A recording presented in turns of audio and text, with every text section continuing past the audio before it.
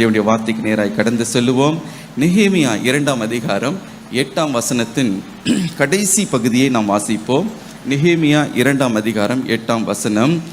என் தேவனுடைய தயவுள்ள கரம் என் மேல் இருந்தபடியால் ராஜா அவைகளை எனக்கு கட்டளையிட்டார். என் தேவனுடைய தயவுள்ள கரம் என் மேல் இருந்தபடியினால் ராஜா அவைகளை எனக்கு கட்டளையிட்டார். ஹல்லேலூயா! எவ்வளவு ஒரு அருமையான ஒரு வார்த்தை பாருங்க. நெகேமியா தேவனுடைய மனிதன், மகிழ்ச்சியோடு இந்த வார்த்தைகளை அவர் சொல்லுகிறார். தேவனுடைய தயவுள்ள கரம் என்னோடு கூட இருந்தபடினால தான் ராஜா இவைகளை எல்லாம் எனக்கு கட்டளையிட்டார். அப்ப தேவனுடைய கரத்தை நம்ம பார்க்கணும். தேவனுடைய கரம் என்றால் என்ன? எனக்கு பிரியமானவர்களே, நம்முடைய வாழ்க்கையில், நம்முடைய விஷயங்களில், தேவனுடைய காரியங்களில் தேவனுடைய கரம் பாருங்க, அது குறுக்கிடும் பொழுது அதுதான் தேவனுடைய கரமாய் இருக்கிறது. when God hand intervenes in your life, தேவன் எப்பொழுது உங்களுடைய வாழ்க்கையில் அவர் குறுக்கிடுகிறாரோ, காரியங்களை மாற்றி அமைக்கிறாரோ, அவருடைய வல்லமை உள்ள கிரியையை அவர் நடப்பிக்கிறாரோ, அதுதான் தேவனுடைய கரம். எனக்கு பிரியமானவர்களே, தேவனுடைய கரம் நம்மோடு கூட இருக்கும் பொழுது சத்துருக்கள் நம்மை பார்த்து நடுங்குவார்கள். ஹல்லேலூயா! சத்துருனுடைய எல்லா தந்திரங்களும் திட்டங்களும் அழிக்கப்பட்டு போகும். தேவனுடைய கரம் பாருங்க, சில நேரத்தில் வெளியரங்கமாய் நம்முடைய வாழ்க்கையில வெளிப்படையாய் தேவன் தம்முடைய கரத்தின் வல்லமையை அவர் வெளிப்படுத்துகிறார். ஆனால் சில வேளைகளில் கர்த்தருடைய கரம் மறைமுகமாக பின்னணியில் இருந்து சூழ்நிலைகளை மாற்றி, மனிதர்களுடைய தயவை, சந்தர்ப்பங்களை மாற்றி நமக்காக எல்லாவற்றையும் அனுகூலமாய் மாற்றுகிறதையும் நாம் காண முடியும். So the hand of God will either work in your life directly or it will intervene in your life indirectly. ஏதாவது விதத்தில் தேவனுடைய கரம் உங்களுடைய வாழ்க்கையில் கிரியை செய்கிறதை நீங்கள் உணர முடியும். அப்பொழுது நீங்களும் உணர்வீர்கள், உங்களுடைய சத்துருக்களும் உணர்வார்கள், மற்றவர்களும் ஒரு காரியத்தை அறிந்து கொள்வார்கள், தேவனுடைய கரம் உங்களோடு கூட இருக்கிறதை. ஹல்லேலூயா! எனக்கு பிரியமானவர்களே, இங்கே நாம் பார்க்கிறோம் தேவனுடைய தயவுள்ள கரம். இந்த தயவு என்றால் என்ன? எனக்கு பிரியமானவர்களே, யாராவது மீது நாம் அன்பு, பாசத்தை அதிகமாய் ஒருவர் மீது நாம் வைக்கும் பொழுது அவர்களுக்காக பாருங்க விசேஷித்த விதமாய் அவர்களுக்கு உதவி செய்வோம். அவர்களுக்கு மாத்திர சில ஸ்லாக்கியங்களை, சில காரியங்களை நாம் வழிமுறைக்கு தாண்டி will go out of the way to help them. அவர்களுக்கு நாம் உதவி செய்வோம். ஏன் என்று கேட்பீர்கள் என்றால், அதுதான் அவர்கள் மேலே வைத்திருக்கிற அன்புனால நாம் பாராட்டுகிற அந்த தயவு. ஆம் பிரியமானவர்களே, யார் மேலே தயவு வைக்கிறீர்களோ அவர்களை விசேஷித்த விதமாக, அவர்களுக்கு மாத்திரம் சில ஸ்லாக்கியம், மற்றவர்களுக்கு இல்லாத ஸ்லாக்கியம் அவர்களுக்கு நீங்கள் கொடுப்பீங்க. மற்றவர்களுக்கு செய்யாத உதவியை அவங்களுக்கு நீங்கள் செய்வீங்க. அதுதான் தயவு. எனக்கு பிரியமானவர்களே, உதாரணத்துக்கு 1 சாமுவேல் 1ஆம் அதிகாரம் 5ஆம் வசனத்தை வாசித்து பார்க்கும் பொழுது எல்கானாவை குறித்து நாம் வாசிக்கிறோம். இந்த எல்கானா அன்னாளின் மீது அவன் அன்பு வைத்தானாம். ஆகவே அவளுக்கு மாத்திரம் ரெட்டிப்பான பங்கு கொடுத்தான் என்று நாம் பார்க்கிறோம். எல்கானாவுக்கு 2 மனைவிகள், ஆனால் அன்னாளுக்கு மாத்திரம், அதுதான் அந்த ஃபேவரட், என்னுடைய ஹார்ட் ஃபேவரட் என்று சொல்லுகிறார்களே, அவளுக்கு மாத்திரம் பாருங்க ரெட்டிப்பான பங்கு கொடுத்தாள் என்று நாம் பார்க்கிறோம். அதே போல ஆதியாகமம் 37ஆம் அதிகாரம் 3-5 வசனங்களை வாசித்து பார்க்கும்போது யாக்கோபு அவன் தன்னுடைய மகனாகிய யோசேப்பின் மீது அன்பு வைத்தான் என்று நாம் பார்க்கிறோம். மற்ற மகன்களை பார்க்கிலும், மற்ற குமாரர்களை பார்க்கிலும் அவன் மீது அதிகமாய் அன்பு வைத்ததினாலே பல வருண அங்கியை அவனுக்கு மாத்திரம் உண்டாக்கி அவனுக்கு தர்ப்பித்தான் என்று நாம் பார்க்கிறோம். அப்படி என்றால் அப்போ யோசேப்பின் மீது ஒரு விசேஷித்த தயவு, அவன் மீது ஒரு விசேஷித்த அன்பு வைத்தபடினால மற்ற எத்தனையோ பிள்ளைகள் அவருக்கு இருந்தாலும் அவனுக்கு மாத்திரம் ஒரு விசேஷித்த விதத்தில் அவனை நடத்துகிறாரே, அதுதான் தயவு. எனக்கு பிரியமானவர்களே, தேவனுடைய தயவுள்ள கரம் அப்படி நீங்க சொல்லும் பொழுது தேவன் உங்களுடைய வாழ்க்கையில குறுக்கிடுகிறதற்கு காரணம் என்னவென்றால் உங்கள் மீது அன்பு வைத்து, உங்கள் மீது தன்னுடைய பாசத்தை வைத்து, உங்களை விசேஷித்தமாய் வித்தியாசமான விதத்தில் தம்முடைய வல்லமையை உங்களுடைய வாழ்க்கையில் அவர் வெளிப்படுத்துகிறாரே, அதுதான் தேவனுடைய தயவுள்ள கரம். ஹல்லேலூயா. அந்த தயவுள்ள கரம் வரும் பொழுது ராஜாக்களுடைய கண்களில், மனுஷருடைய கண்களில், என் சத்துருக்களுடைய கண்களுக்கு முன்பதாக தேவன் உங்களை மிக மிக மிக அதிகமாய் உயர்த்தி உங்களை கனப்படுத்துவார். உங்களுக்கு கௌரவத்தை ஆண்டவர் கட்டளையிடுவார். ஹல்லேலூயா. ஆகவே இன்றைக்கு நாம் கேட்க போகிறோம், அந்த தயவுள்ள கரம் என் மீது அமர வேண்டும். நெகேமியாவோடு இருந்து கிரியை செய்த அந்த தேவனுடைய தயவுள்ள கரம் என்னுடைய வாழ்க்கையிலும் கிரியை செய்ய வேண்டும் என்று நாம் அதை வாஞ்சிக்கும் பொழுது நிச்சயமா இந்த தயவுள்ள கரம் தேவன் உங்கள் மீது அன்பு பாராட்டி அதை உங்களுக்கு தந்தருளுவார். சரி, போகட்டும். இந்த தயவு எப்பொழுது வரும் தெரியுமா? எனக்கு பிரியமானவர், தேவனுடைய இருதயத்தை நாம் பிரியப்படுத்தும் போது, அவருடைய பாரத்தை நம்முடைய பாரமாய் நாம் ஏற்றுக்கொள்ளும் பொழுது, அவரை நாம் கனம் பண்ணும் பொழுது, முழு மனதோடு அவரை நாம் தேடும் பொழுது, அவரும் என்ன செய்கிறாராம்? அதே அன்பை, அதே பாசத்தை நம்மீது அவர் காண்பிக்கிறார். தேவன் சொன்னார் அல்லவா, என்னை கனம் பண்ணுகிறவர்களை நானும் கனம் பண்ணுவேன். ஹல்லேலூயா. அந்த தயவு எப்படி வருகிறது என்றால், அவரை நாம் கனம் பண்ண வேண்டும், அவருக்கு முக்கியத்துவத்தை கொடுக்க வேண்டும். அவரை முழு மனதோடு நீ தேடுகையில் நீ அவரை கண்டுபிடிப்பாய் என்று வேதத்தில் நாம் வாசிக்கிறோமே. நீ அவரோடு கூட இருந்தால் அவர் உன்னோடு கூட இருப்பார் என்று வேதத்தில் நாம் வாசிக்கிறோமே. அப்பொழுது அவரை நாம் கனம் பண்ணி அவருக்கு முக்கியத்துவம் கொடுத்து, ஆண்டவரே நீர் என்ன செய்ய தீர்மானித்திருக்கிறீர், உம்முடைய இருதய துடிப்பு என்ன ஆண்டவரே, நீர் என்னுடைய ஆண்டவரே நான் என்ன காரியத்தை நிறைவேற்ற வேண்டும் என்று நீர் தீர்மானித்திருக்கிறீர், அதை எனக்கு வெளிப்படுத்தும் என்று நீங்கள் கேட்கும்போது, எனக்கு பிரியமானவர்களே, தேவனுடைய தயவுள்ள கரம் உங்களை அப்படியே மூடி மறைத்து பாதுகாக்கிறது மாத்திரமல்ல, ஜெயமுள்ளவர்களாய் உங்களை மாற்றும். ஹல்லேலூயா. நெகேமியா பாருங்க, முழு மனதோடு தேவனுக்கு பிரியமாய் அவர் வாழ்ந்தார். அவர் சுகபோகமாய் அந்த அரண்மனையில் தன்னுடைய இஷ்டப்படி அவர் வாழ்ந்திருந்திருக்கலாம். ஆனால் அவருடைய பாரம் எல்லாம் தேவ ஜனங்கள் மீது ஒரு பாரம் அவருக்குள்ள இருந்தது.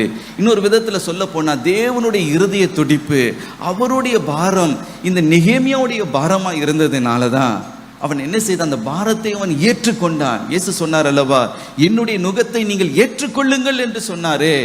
அந்த நுகத்தை நீங்கள் ஏற்றுக்கொள்ளும் பொழுது தேவனுடைய தயவுள்ள கரம் உங்களுடைய வாழ்க்கையில் வெளிப்படுகிறதை நீங்கள் பார்ப்பீர்கள். அந்த பாரம் இருந்ததுனால தான் அவர் 30 நாட்கள் அவர் ஜெபம் பண்ணினார் என்று நாம் பார்க்கிறோம். பாருங்க, அவர் 30 நாட்கள் அவர் ஜெபித்தாராம் இடைவிடாமல். ஆண்டவரே இந்த காரியத்தில் ஒரு அற்புதத்தை செய்தார்களும். அந்த பாரத்தை ஏற்றுக்கொண்டார், அந்த நுகத்தை ஏற்றுக்கொண்டார். ஆகவே தேவனுடைய தயவுள்ள கரம் அவருடைய வாழ்க்கையில வெளிப்பட்டது என்று பார்க்கிறோம். எதற்காக அவர் அவ்வளவாய் மன்றாடி ஜெபித்தாராம்? ஒரே ஒரு காரியம்தான், இடிந்து போய் இருக்கிற அந்த எருசலேமின் அந்த அலங்கம் கட்டப்பட வேண்டும். என்னுடைய ஜனங்கள் எத்தனையோ மற்ற ஜாதிகளுக்கு நடுவே அவர்கள் நிந்திக்கப்படுகிறார்கள்.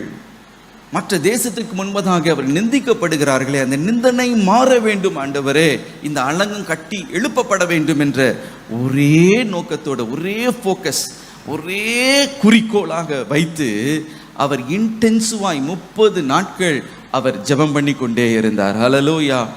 ஏன் இந்த அலங்கம் கட்டப்பட வேண்டும், அதற்காக ஏன் இந்த நெகேமியா இவ்வளவு பிரயாசப்பட வேண்டும் என்று நீங்கள் கேட்பீர்கள் என்றால், இந்த அலங்கம் எதை குறிக்கிறது என்றால் பாதுகாவலை அது குறிக்கிறது. எனக்கு பிரியமானவர்களே, இந்த அலங்கம் இருக்குமே, ஆனால் சத்துரு அவருடைய எல்லைகளுக்குள்ளே பிரவேசித்து அவர்களை களங்கம் பண்ணவே முடியாது.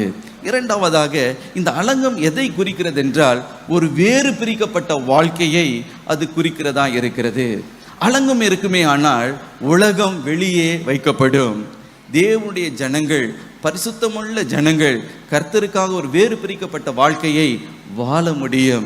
ஆகவே ஒரு வேறு பிரிப்பின் வாழ்க்கை உண்டாக வேண்டும். ஒரு பரிசுத்தத்தை குறிக்கிறதா இருக்கிறது. அது தகர்க்கப்பட்டிருக்கிறதே, அது கட்டி எழுப்பப்பட வேண்டும் என்று. மாத்திரமல்ல, இந்த அலங்கம் எதை குறிக்கிறது என்றால் பலத்தை குறிக்கிறது, கனத்தை குறிக்கிறது.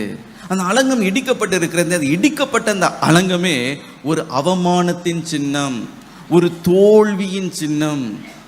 அவருடைய முற்பிதாக்கள் பாவம் செய்து அவர்கள் சிறுமைப்படுத்தப்பட்ட ஒரு அவமானத்தின் சின்னம், ஒரு நிந்தனையின் சின்னமாக இருக்கிறதுனால நெகேமியா நினைத்தார், இல்லை, இந்த அலங்கம் கட்டப்பட வேண்டும், தேவ ஜனங்கள் பலனடைய வேண்டும், அவருடைய கணம், அவர்களுக்கு மகிமை அவர்களுக்கு கொடுக்கப்பட வேண்டும். ஆகவே இந்த அலங்கம் கட்டப்பட்டு விட்டால் ஒரு பாதுகாவல் வந்துவிடும், ஒரு வேறு பிரிக்கப்பட்ட ஒரு பரிசுத்த வாழ்க்கை உண்டாகிவிடும், ஒரு பலன் உண்டாகும், ஒரு கணம் உண்டாகும் என்பதற்காக நெகேமியா மன்றாடி அவன் ஜெபித்தான் என்று நாம் பார்க்கிறோம். ஹல்லேலூயா. 3 மாதம் ஜெபித்ததற்கு பிறகு தேவனுடைய தயவுள்ள கரம் பலமாய் அவனுடைய வாழ்க்கையில் வெளிப்பட்டதை நாம் பார்க்கிறோம். நேற்றைய தினம் நாம் பார்த்தது போல முதலாவதாக தேவனுடைய தயவுள்ள கரம் என்ன செய்ததாம்? ராஜாவின் கண்களிலே அவனுக்கு தயவு கிடைக்கும்படி செய்தது என்று நாம் பார்க்கிறோம். இந்த ராஜாவின் கவனம் அவனுக்கு முதலாவதாக கிடைத்தது. துக்கமுகமாய் இருக்கிறான் என்பதை அவன் கண்டு விசாரிக்கும்படி செய்தது என்று பார்க்கிறோம்.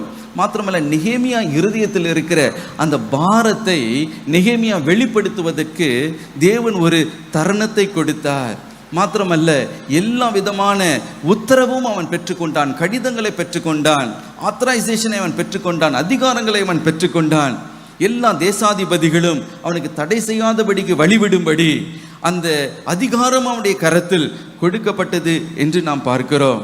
மாத்திரமல்ல, அந்த அலங்கம் கட்டி எழுப்பப்படுவதற்காக எல்லா தேவைகளும் ராஜாவின் வனத்திலிருந்து அவனுக்கு கொடுக்கப்பட்டது. ராஜாவின் பொக்கிஷ சாலையிலிருந்து அவைகள் எல்லாம் அவனுக்கு கொடுக்கப்பட்டது என்று பார்க்கிறோம். அது என்ன? தேவனுடைய தயவுள்ள கரம். மாத்திரமல்ல, எருசலேமுக்கு போய் அவன் சேர்ந்தபோது அவன் தனியாக, அவன் ஒன்றியாக போய் அந்த இடத்தில் அவன் அந்த டெஸ்டினேஷனை அவன் சேர்ந்தடையவில்லை. அவனோடு கூட சேவர்களும் குதிரை வீரர்களும் கூட வந்தார்கள் என்று பார்க்கிறோம். இதெல்லாம் தேவனுடைய தயவு. இரண்டாவதாக பார்த்தோம், மனுஷருடைய தயவு, அந்த யூதா ஜனங்களுடைய தயவு நெகேமியாவுக்கு மிகவும் தேவைப்பட்டது. ஆகவே அவன் அதுக்காக என்ன செய்தான்? தேவனுடைய பாதத்தில் 3 நாள் அவன் காத்திருந்தான் என்று நாம் பார்க்கிறோம்.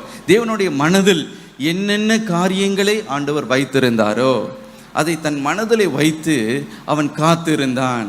மாத்திரமல்ல, நேரடியாக போய் எல்லாவற்றையும் அவன் பரிசோதித்து பார்த்தான் என்று நாம் பார்க்கிறோம். நகர சோதனை செய்தான் என்று பார்க்கிறோம். நேரடியில் பார்வையிட்டான் என்று நாம் பார்க்கிறோம்.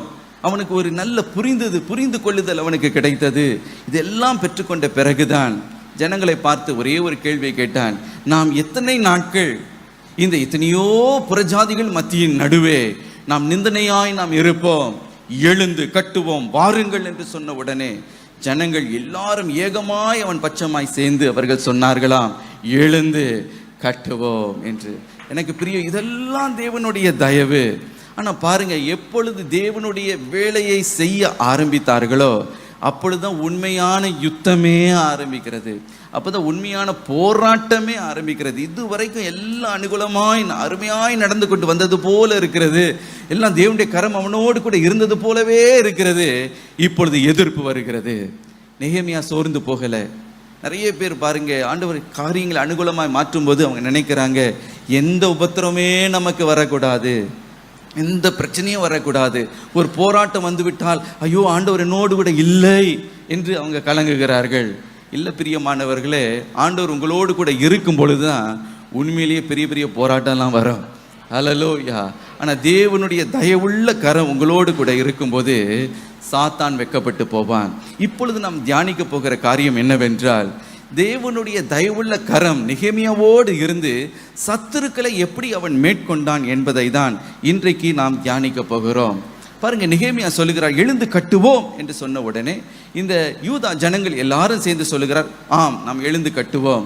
ஆனால் சத்துருனுடைய அவனுடைய கோரிக்கை, அவனுடைய காரியம் என்ன பாருங்க. நெகேமியா 4ஆம் அதிகாரம் 11ஆம் வசனத்துல சத்துரு என்ன சொன்னான்னா, இந்த வேலையை நாங்கள் ஓய பண்ணுவோம். அதுதான் சத்துருனுடைய சேலஞ்ச்.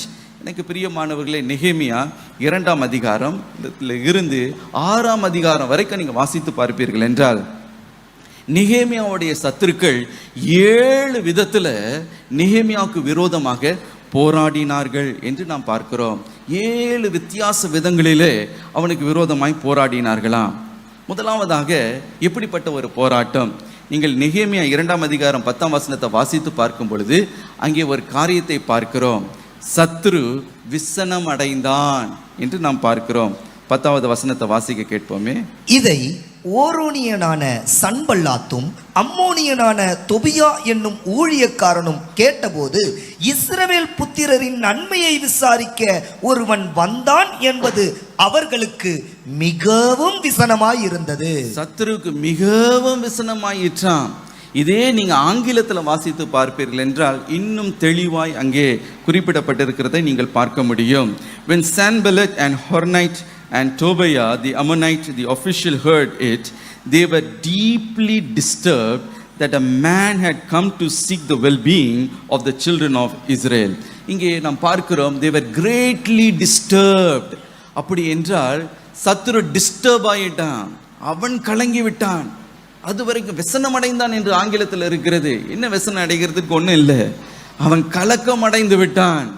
இந்த தேவ ஜனங்களுடைய அவர்களுடைய நலனுக்காக ஒருவன் வந்து விட்டானே.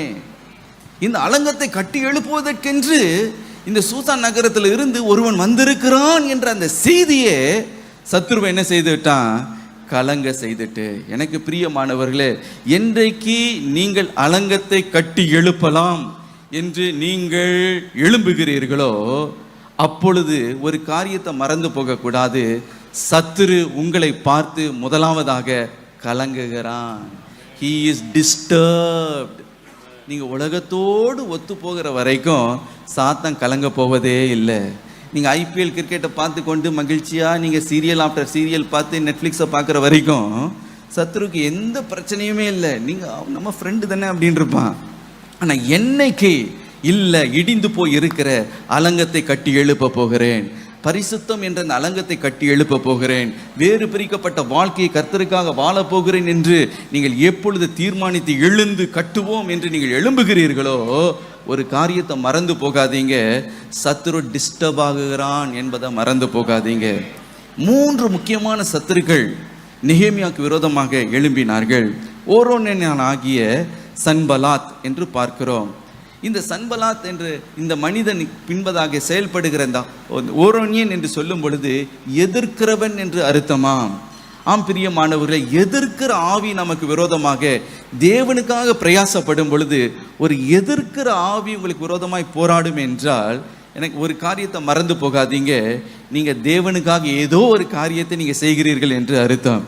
மாத்திரமல்ல, அம்மோனியன் ஆகிய தோபையா என்று பார்க்கிறோம். அம்மோரியர்களுடைய ஆவி என்ன என்று நீங்கள் பார்க்கும் பொழுது அது வன்கண் என்று நாம் பார்க்கிறோம். கர்த்தருக்காக நீங்கள் செயல்பட தொடங்கும் பொழுதே the devil looks at you with an evil eye. ஒரு வன்கண்ணோடு ஒரு எரிச்சலோடு உங்களை பார்க்கிறான் என்பதை மறந்து போகக்கூடாது. 3ஆவதாக அரேபியன் ஆகிய கெஷெம் என்பவன் எழும்பி நிற்கிறதை நாம் பார்க்கிறோம். அரேபியன் என்று சொல்லும் பொழுது இஸ்மவேலர்களை குறிக்கிறதா இருக்கிறது. ஆதியாகமம் 16ஆம் அதிகாரம் 12ஆம் வசனத்தில் இஸ்மவேலை குறித்து வாசிக்கும் பொழுது அவனுடைய கை ஈசாக்குக்கு விரோதமாக அல்லது வாக்குத்தத்தம் பண்ணப்பட்ட பிள்ளைக்கு விரோதமாக அது எப்பொழுதுமே ஓங்கி இருக்கும் என்று நாம் பார்க்கிறோம். ஆம் பிரியமானவர்களே, இன்றைக்கும் நீங்கள் பார்ப்பீர்கள் என்றால் இந்த பாலஸ்தீனியர்கள் யார் என்று நீங்கள் பார்ப்பீர்கள் என்றால் அவர்கள் வேறு யாரும் அல்ல, இஸ்மவேலர்கள் தான். அவர்கள் அரேபியர்கள், பாலஸ்தீனியர்கள் என்ற பெயரோடு இருக்கிறார்கள். they are none other than the Arabs. அவ்வளவுதான். எனக்கு பிரியமானவர்களே, ஏன் இந்த இஸ்ரவேலர்களுக்கு விரோதமாக அவங்க எழும்பி நிற்கிறார்கள் என்றால் இஸ்ரவேலர்கள் ஈசாக்கின் வாக்குத்தத்தம் பண்ணப்பட்ட பிள்ளைகளின் சந்ததியா இருக்கிறதுனால இந்த இஸ்மவேலின் ஆவி இன்றைக்கும் தேவ ஜனங்களுக்கு விரோதமாக ஓங்கி இருக்கிறது, எதிர்த்து நிற்கிறது, யுத்தம் பண்ணி கொண்டு இருக்கிறது என்று. எனக்கு பிரியமானவர்களே, ஏதோ இஸ்ரவேலர்கள் என்று நினைத்து விடாதீர்கள். நாம் யார் என்பது நாம் அறிந்து கொள்ள வேண்டும். நாம் ஆபிரகாம் உடைய வாக்குத்தத்தம் பண்ணப்பட்ட பிள்ளைகளின் ஆவிக்குரிய சந்ததியாக இருக்கிறோம். ஹல்லேலூயா. நாம் ஆவிக்குரிய இஸ்ரவேலர்களாக இருக்கிறதுனால இன்றைக்கு இந்த இஸ்மவேலின் ஆவி நமக்கு விரோதமாக யுத்தம் பண்ணும்படி கை ஓங்கி இருக்கிறது என்பதை நீங்கள் மறந்து போகக்கூடாது. என்னதான் இந்த ஆவிகள் நமக்கு விரோதமாக போராடினாலும் ஒரு காரியத்தை மறந்து போகாதீங்க, கர்த்தருடைய தயவுள்ள கரம் நம்மோடு கூட ஜெயத்தை கொடுக்கும்படி, நம்மோடு என்றும் இருக்கிறது, நமக்காக யுத்தங்களை நடப்பிக்கும்படி சேனைகளின் கர்த்தர் நம் நடுவே இருக்கிறார் என்பதை நாம் மறந்து போகவே கூடாது. ஹல்லேலூயா. ஆகவே ஏதோ மாம்சத்தோடு இரத்தத்தோடு நாம் போராடவில்லை. எபேசியர் 6ஆம் அதிகாரம் 12ஆம் வசனம் சொல்லுகிறது, ஏனெனில் மாம்சத்தோடு இரத்தத்தோடும் அல்ல, துரைத்தனங்களோடும் அதிகாரங்களோடும் இப்பிரபஞ்சத்தின் அந்தகார லோகாதிபதிகளோடும் வான மண்டலத்தில் உள்ள பொல்லாத சேனைகளோடும் நமக்கு போராட்டம் உண்டு. கன்ஃபர்ம்டு உண்டு, இருக்கலாம் எல்லாம் எழுதப்படலை, கன்ஃபார்மாக இருக்கு. ஆகவே எனக்கு பிரியமானவர்களே, அப்படி யுத்தம் வரும்போது நீங்க சோர்ந்து போகாதீங்க. இப்ப நெகேமியா இந்த அலங்கத்தை கட்டி எழுப்பலாம் என்று நினைத்த உடனே சத்துருக்கள் டிஸ்டர்ப் ஆனார்களாம், அவர்கள் கலங்கினார்களாம், இந்த நெகேமியாவுக்கு விரோதமாக அவர்கள் எழும்பினார்கள் என்று நாம் பார்க்கிறோம். எனக்கு பிரியமானவர்களே, இன்றைக்கு உங்களுடைய வாழ்க்கையில இடிக்கப்பட்ட ஒவ்வொரு அலங்கத்தையும் கர்த்தர் கட்டி எழுப்பும்படி ஆண்டவர் கிருபை பாராட்டுவார். ஹல்லேலூயா.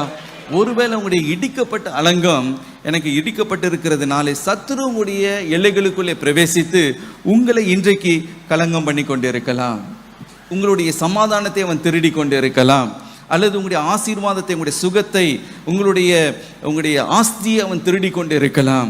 எனக்கு பிரியமானவர்களே, இங்கே நாம் யோபை குறித்து நாம் பார்க்கும்போது அவனை சுற்றிலும் ஒரு பாதுகாவலான ஒரு வேலி இருந்ததாம். அது எடுக்கப்பட்டு போன பொழுது சத்ரு என்ன செய்தானாம், யோபை கலங்கம் பண்ணினான் என்று நாம் பார்க்கிறோம். ஒரே நாளில் எல்லாவற்றையும் அவன் இழந்து போகிற ஒரு சூழ்நிலை. அவனுடைய பிள்ளைகளை இழந்து போனான், ஆஸ்தியை இழந்து போனான், செல்வங்களை இழந்து போனான், எல்லாவற்றையும் இழந்து போனான், சுகத்தை இழந்தான் என்று நாம் பார்க்கிறோம். அதே போல நம்முடைய எல்லைகள், அந்த மதில் சுவர் இடிக்கப்பட்டு இருக்கும் பொழுது சத்துரு நம்முடைய எல்லைகளுக்குள்ளே வந்து நம்முடைய வாழ்க்கையில அவன் கலங்கம் பண்ணுகிறான் என்று பார்க்கிறோம். சத்துரு ஒரே ஒரு காரியத்திற்கு தான் வருகிறான். யோவான் 10:10 அவன் திருடவும் கொல்லவும் அழிக்கவுமே வருகிறான். உங்களுடைய வாழ்க்கையில கர்த்தர் உங்களுக்கு கொடுத்த ஆசீர்வாதத்தை, உங்களுடைய அழைப்பை, உங்களுடைய அபிஷேகத்தை திருடி கொண்டு போக வேண்டும். திடீர்னு உங்களுக்கு விரோதமாக சில போராட்டங்களை, பிரச்சனைகளை கொண்டு வர வேண்டும். இதற்காக தான் சத்துரு வருகிறான். ஆகவே தான் உங்களுடைய வாழ்க்கையில் இருக்கிற அலங்கங்கள் கட்டி எழுப்பப்பட வேண்டும். மாத்திரம் வேறு பிரிக்கப்பட்ட வாழ்க்கை, ஒருவேளை அது இடிந்து போய் கிடக்கலாம். எனக்கு பிரியமான பரிசுத்தமாக வாழ முடியலை, உலகத்தோடு ஒத்து போகிற ஒரு வாழ்க்கை இருக்கலாம். எனக்கு பிரியமானவர்களே, அந்த அலங்கம், இந்த ஜபம் என்ற அந்த அலங்கம் கட்டி எழுப்பப்பட வேண்டும். இன்றைக்கு ஒருவேளை உங்களுடைய வாழ்க்கையில் பழைய தோல்விகளை இன்றைக்கு சத்துரு உங்களுக்கு காண்பித்து அதையே காண்பித்து நொந்து போகும்படி செய்து அவமானத்திற்குள்ளே உங்களை நடத்தி கொண்டு இருக்கலாம். அது இடிக்கப்பட்ட ஒரு அலங்கமாக இருக்கிறது. எனக்கு பிரியமானவர்களே, அது கட்டி எழுப்பப்பட வேண்டும். அதற்காக நீங்கள் எழும்பும் பொழுது சத்துரு டிஸ்டர்ப் ஆகுகிறான் என்று நாம் பார்க்கிறோம். ஆனால் தேவன் உங்களோடு கூட இருந்து அவருடைய தயவுள்ள கரம் உங்களோடு கூட இருக்கிறபடியினாலே நீங்கள் ஜெயம் கொள்ள போகிறீர்கள். ஹல்லேலூயா, ஹல்லேலூயா. முதலாவது விதத்தில் சத்துரு போராடுகிற விதம் என்னவென்றால் அவன் டிஸ்டர்ப் ஆகுகிறான். இரண்டாவதாக சத்துரு செய்கிற காரியம் என்னவென்றால் அவன் பரிகாசம் பண்ணுகிறானாம். நெகேமியா 2ஆம் அதிகாரம் 19ஆம் வசனம். அதற்கு நான் மறுமொழியாக, ஓரோனியனான சன்பல்லாத்தும் அம்மோனியனான தொபியா என்னும் ஊழியக்காரனும் அரபியனான கேஷுவும் இதை கேட்டபோது எங்களை பரியாசம் பண்ணி எங்களை நிந்தித்து, நீங்கள் செய்கிற இந்த காரியம் என்ன? நீங்கள் ராஜாவுக்கு விரோதமாக கலகம் பண்ண போகிறீர்களோ என்றார்கள். இங்கே நாம் பார்க்கிறோம், இந்த 3 சத்துருக்களும் என்ன செய்தார்களாம், எங்களை பரிகாசம் பண்ணினார்கள். பாருங்க, சத்துருடைய வேலை கிரியையை பாருங்க. நாம் எப்பொழுது கர்த்தருக்காக பிரயாசப்படுகிறோமோ, பரிசுத்தமாக வாழணும், நான் ஜெபிக்க போகிறேன், இனிமேல் கர்த்தரை நான் தேட போகிறேன், அவருக்காக ஊழியம் செய்ய போகிறேன், ஏதாயிலும் ஒரு காரியத்தை நான் செய்து ஆக வேண்டும். எங்களுடைய குடும்பத்தில் தகர்க்கப்பட்டு இருக்கிற இந்த வீட்டு ஜபம், குடும்ப ஜபம் தகர்க்கப்பட்டு இருக்கிறது, இனி அதை நான் கட்டி எழுப்ப போகிறேன் என்று என்ன காரியத்துக்காக நீங்கள் பிரயாசப்படுகிறீர்களோ, அப்போ முதல் சத்துரு உங்களை பார்த்து அவன் என்ன செய்கிறான், பரிகாசம் பண்ணுகிறான், கிண்டலும் கேலியும் பண்ணுகிறான் என்று நாம் பார்க்கிறோம். இப்படிப்பட்ட போராட்டம் வரதான் செய்யும், நாம் கலங்கவே கூடாது. பாருங்க, இயேசு பூமியிலே அவர் ஊழியம் செய்த பொழுது இப்படிப்பட்ட பரிகாசத்தை அவரும் அனுபவித்தார் என்று நாம் பார்க்கிறோம். இங்கே வேதத்தை வாசித்து பார்க்கும்போது லூக்கா 8:53 எவருடைய மகளை இயேசு உயிரோடு கூட எழுப்பும்படி அவர் அந்த வீட்டிற்குள்ளே அவர் சென்றாராம். அப்பொழுது அங்கே இருக்கிறவர்கள் எல்லாம் இயேசுவை பார்த்து பரிகாசம் பண்ணினார்கள். என்ன சொன்னார்கள்? இந்த பிள்ளை தூங்கி கொண்டிருக்கிறாள் என்று இயேசு சொன்ன உடனே அவர்கள் எல்லாம் சிரித்தார்களாம். பாருங்க, தேவனுடைய வல்லமையை பார்த்து, நம்முடைய விசுவாசத்தை பார்த்து மற்றவர்கள் அவர் நம்மை பார்த்து பரிகாசம் பண்ணுவார்கள். நீங்க என்னைக்கு சொல்லுகிறீர்களோ கர்த்தர் இந்த அற்புதத்தை எனக்கு செய்ய போகிறார், நான் விசுவாசிக்க போகிறேன், ஒரு அற்புதத்தை நான் காணதான் போகிறேன் என்று என்றைக்கு நீங்கள் விசுவாச அறிக்கை எடுக்கிறீர்களோ அந்த விசுவாசத்தை மட்டுப்படுத்தும்படி, அந்த விசுவாசத்தை டிப்ரிஷியேட் பண்ணும்படி, அதை குறைக்கும்படி சத்துரு என்ன செய்கிறானாம்? பரிகாசம் பண்ணுகிறான். எனக்கு பிரியமானவர்களே, நீங்க சோர்ந்து போகாதீங்க. பாருங்க, இயேசு பூமிக்கு வந்த காரணமே சிலுவையில் போய் மரிக்க வேண்டும், சாத்தானின் தலையை நசுக்க வேண்டும், ரட்சிப்பை யாவருக்கும் கொடுக்க வேண்டும், நித்திய ஜீவனை கொடுக்க வேண்டும் என்று அந்த நோக்கத்திற்காக அவர் வந்தார். அந்த அலங்கத்தை கட்டி எழுப்ப வேண்டும் என்று அவர் வந்தார். ஆனால் அவரை என்ன செய்தார்களாம்? இந்த சத்துருக்கள் அவரை பரிகாசம் பண்ணினார்கள் என்று நாம் பார்க்கிறோம். எதற்காக? அந்த காரியத்தை, அந்த கிரியையை அவர் செய்து முடிக்க கூடாது. பிதா என்னை அனுப்பி இருக்கிறார், அவருடைய கிரியையை செய்யவே நான் வந்திருக்கிறேன் என்று இயேசு சொன்னார். அந்த கிரியையை செய்ய விடாதபடிக்கு சத்துரு பரிகாசம் பண்ணினான் என்று பார்க்கிறோம். மத்தேயு 20:19 அவரை அடித்து பரிகாசம் பண்ணினார்கள். ஒருவேளை அந்த பரிகாசத்தை எல்லாம் தாங்க முடியாமல் தேவகுமாரன் இது எனக்கு வேண்டாம், இந்த சிலுவை எனக்கு வேண்டாம் என்று விட்டு விடுவாரோ என்பதற்காக சாத்தான் பாருங்க பரிகாசத்தை கொண்டு வந்தான் என்று நாம் பார்க்கிறோம். இன்னும் மத்திய 27:41 நாம் வாசிக்கிறது போல 29 வாசித்து பார்க்கும்போது நாம் பார்க்கிறோம், அவருக்கு ஒரு முட்கிரீடத்தை பின்னி அவருடைய தலையில் வைத்து கரத்தில் ஒரு தடியை கொடுத்து அவருக்கு முன்பதாக முழங்கால் படியிட்டு அவரை பரிகாசம் பண்ணினார்கள் என்று நாம் பார்க்கிறோம். அந்த பரிகாசத்தை இயேசு அதன் ஊடாய் அவர் கடந்து சென்றார். ஏன் இந்த பரிகாசம் எனக்கு இதை வேண்டாம் என்று சொல்லியிருந்தா இன்னைக்கு நாம் ரட்சிக்கப்படவே முடியாது. ஆனால் இயேசு சொன்னார், பிதாவானவர் எதற்காக என்னை அனுப்பினாரோ அந்த காரியத்தை செய்து முடிப்பதே எனக்கு போஜனமாக இருக்கிறது என்று அந்த பரிகாசத்தை அவர் ஏற்றுக்கொண்டார் என்று நாம் பார்க்கிறோம். பாருங்க, நெகேமியா இப்பொழுது அந்த அலங்கத்தை கட்டி எழுப்பலாம் என்று அவன் செயல்படும் பொழுது சத்துருக்கள் எல்லாம் வந்து பரிகாசம் பண்ணுகிறார்களாம், சிரிக்கிறார்களாம். ஹஹா, நீ என்னத்தை நீ கட்டி எழுப்ப போகிறாய் என்று பரிகாசம் பண்ணுகிறதை நாம் பார்க்கிறோம். ஆனால் நெகேமியா அதெல்லாம் கண்டு விசுவாசத்தில் அவர் தோய்ந்து போகவே இல்லை. ஹல்லேலூயா. காரணம் என்னவென்றால் அவர் ஏற்கனவே ஜெபித்து தேவனுக்குள்ளே திடமனதாக அவர் என்ன நோக்கத்திற்காக வந்திருக்கிறார் எருசலேமுக்கு, என்னத்தை நிறைவேற்ற வேண்டும் என்ற அந்த தீர்மானம் உறுதியாக இருந்தபடினால அந்த பரிகாசம் அவருடைய விசுவாசத்தை அசைக்கவே முடியவில்லை. ஹல்லேலூயா. அவருக்கு ஒரு காரியம் தெரியும், இன்னைக்கு சத்துரு பரிகாசிப்பான், காலம் ஒன்று வரும் சத்துருவை பார்த்து நான் பரிகாசிக்க போகிறேன். ஹல்லேலூயா. ஏன் தெரியுமா? நமக்காக தேவன் சத்துருவை பார்த்து அவர் பரிகாசம் பண்ணுவார் என்று நீங்கள் சங்கீதம் 2:4 நீங்க வாசிக்க முடியும். வாசிப்போமே.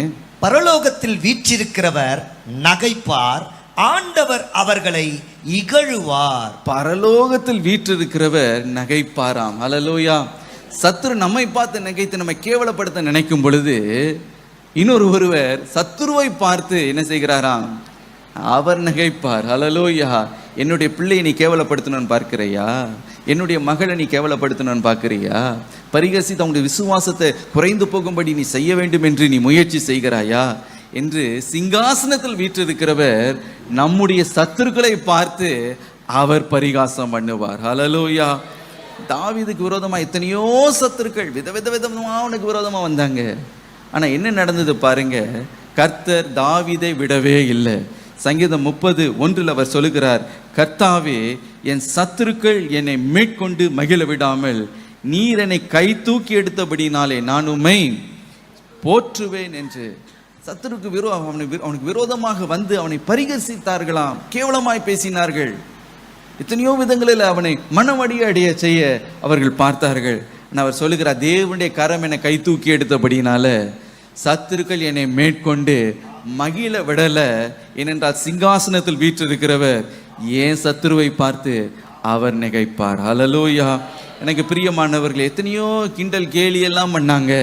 ஆனால் நெகேமியா என்ன சொன்னார் பாருங்க, அவருடைய விசுவாசம் உறுதியாக இருந்ததுனால நெகேமியா 2ஆம் அதிகாரம் 20ஆம் வசனத்தில் என்ன சொன்னார் பாருங்க. அதற்கு நான் மறுமொழியாக, பரலோகத்தின் தேவனானவர் எங்களுக்கு காரியத்தை கைகூடி வர பண்ணுவார். அவருடைய ஊழியக்காரராகிய நாங்கள் எழுந்து கட்டுவோம். உங்களுக்கோவென்றால் எருசலேமிலே பங்கும் இல்லை, பாத்தியமும் இல்லை, உங்கள் பேர் விளங்க ஒன்றும் இல்லை என்று அவர்களுடனே சொன்னேன். ஹல்லேலூயா. இங்க சொல்லுங்க, பரலோகத்தின் தேவன் எங்களுக்கு காரியத்தை கைகூடி வர பண்ணுவார். அவருடைய ஊழியக்காரர்களாகிய நாங்கள் எழுந்து கட்டுவோம். இதுதான் விசுவாச அறிக்கை. விசுவாச சோர்ந்து போகும்படி சாத்தான் என்ன செய்கிறான் என்றால் பரிகாசம் பண்ணுகிறான், ஆஹான்றான்.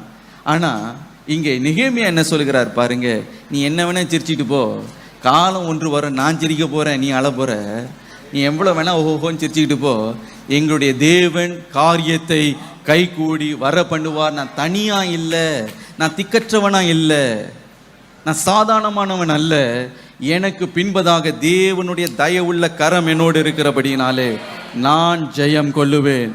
ஹல்லேலூயா. ஆகவே நீ என்ன சிரிச்சாலும் சிரிச்சுக்கிட்டு போ, நாங்கள் இந்த காரியத்தில் நாங்கள் ஈடுபட்டு நாங்கள் எழுந்து கட்டுவோம். ஹல்லேலூயா. ஆகவே இன்றைக்கு என்னதான் பரிகாசம் வந்தாலும் நீங்க ஒரு காரியத்தை மறந்து போக, வீட்டிலேயே உங்களை பரிகாசம் பண்ணுகிறவங்க இருப்பாங்க. என்ன நீ ஜெபம் பண்ணி என்னத்தை நீ செய்த, என்னத்தை நீ சாதித்தாய், என்ன ஊழியத்தை நீ பண்ணுகிற, என்ன மற்றவங்களுக்கெல்லாம் நீ போய் ஜெபம் பண்ணுகிற, நீ மற்றவங்களுக்கு போய் ட்ராக்ஸ் கொடுக்கிற, உனக்கு என்ன தகுதி இருக்கு, இப்படி மற்றவங்களை பார்த்து கேவலமா பரிகாசம் பண்ணலாம். ஆனால் கவலைப்படாதீங்க, உனக்காக தேவன் காரியத்தை கைகூடி வரும்படி அவர் செய்கிறார். ஆகவே இந்த நல்ல காரியத்திற்காக கரத்தை திடப்படுத்திக் கொள்ளுங்க. ஹல்லேலூயா. அவர் ஜெயத்தை கொடுப்பேன்னு சொல்லிட்டாரு, அதுக்கு பிறகு நீங்க ஏன் பயப்படணும்? நான் கட்டி எழுப்புவேன், இந்த ஊழியத்தை நான் நிறைவேற்ற போகிறேன், எங்க வீட்டுல என்னுடைய குடும்பத்துல இடிக்கப்பட்டு இருக்கிற அலங்கத்தை நான் கட்டி எழுப்ப போகிறேன், கர்த்தர் இந்த காரியத்தை கைகூடி வர செய்வார், நாங்கள் எழுந்து கட்டுவோம். ஹல்லேலூயா. ஜெயம் ஏற்கனவே விசுவாச அறிக்கையை அவர் செய்து விட்டார். ஹல்லேலூயா.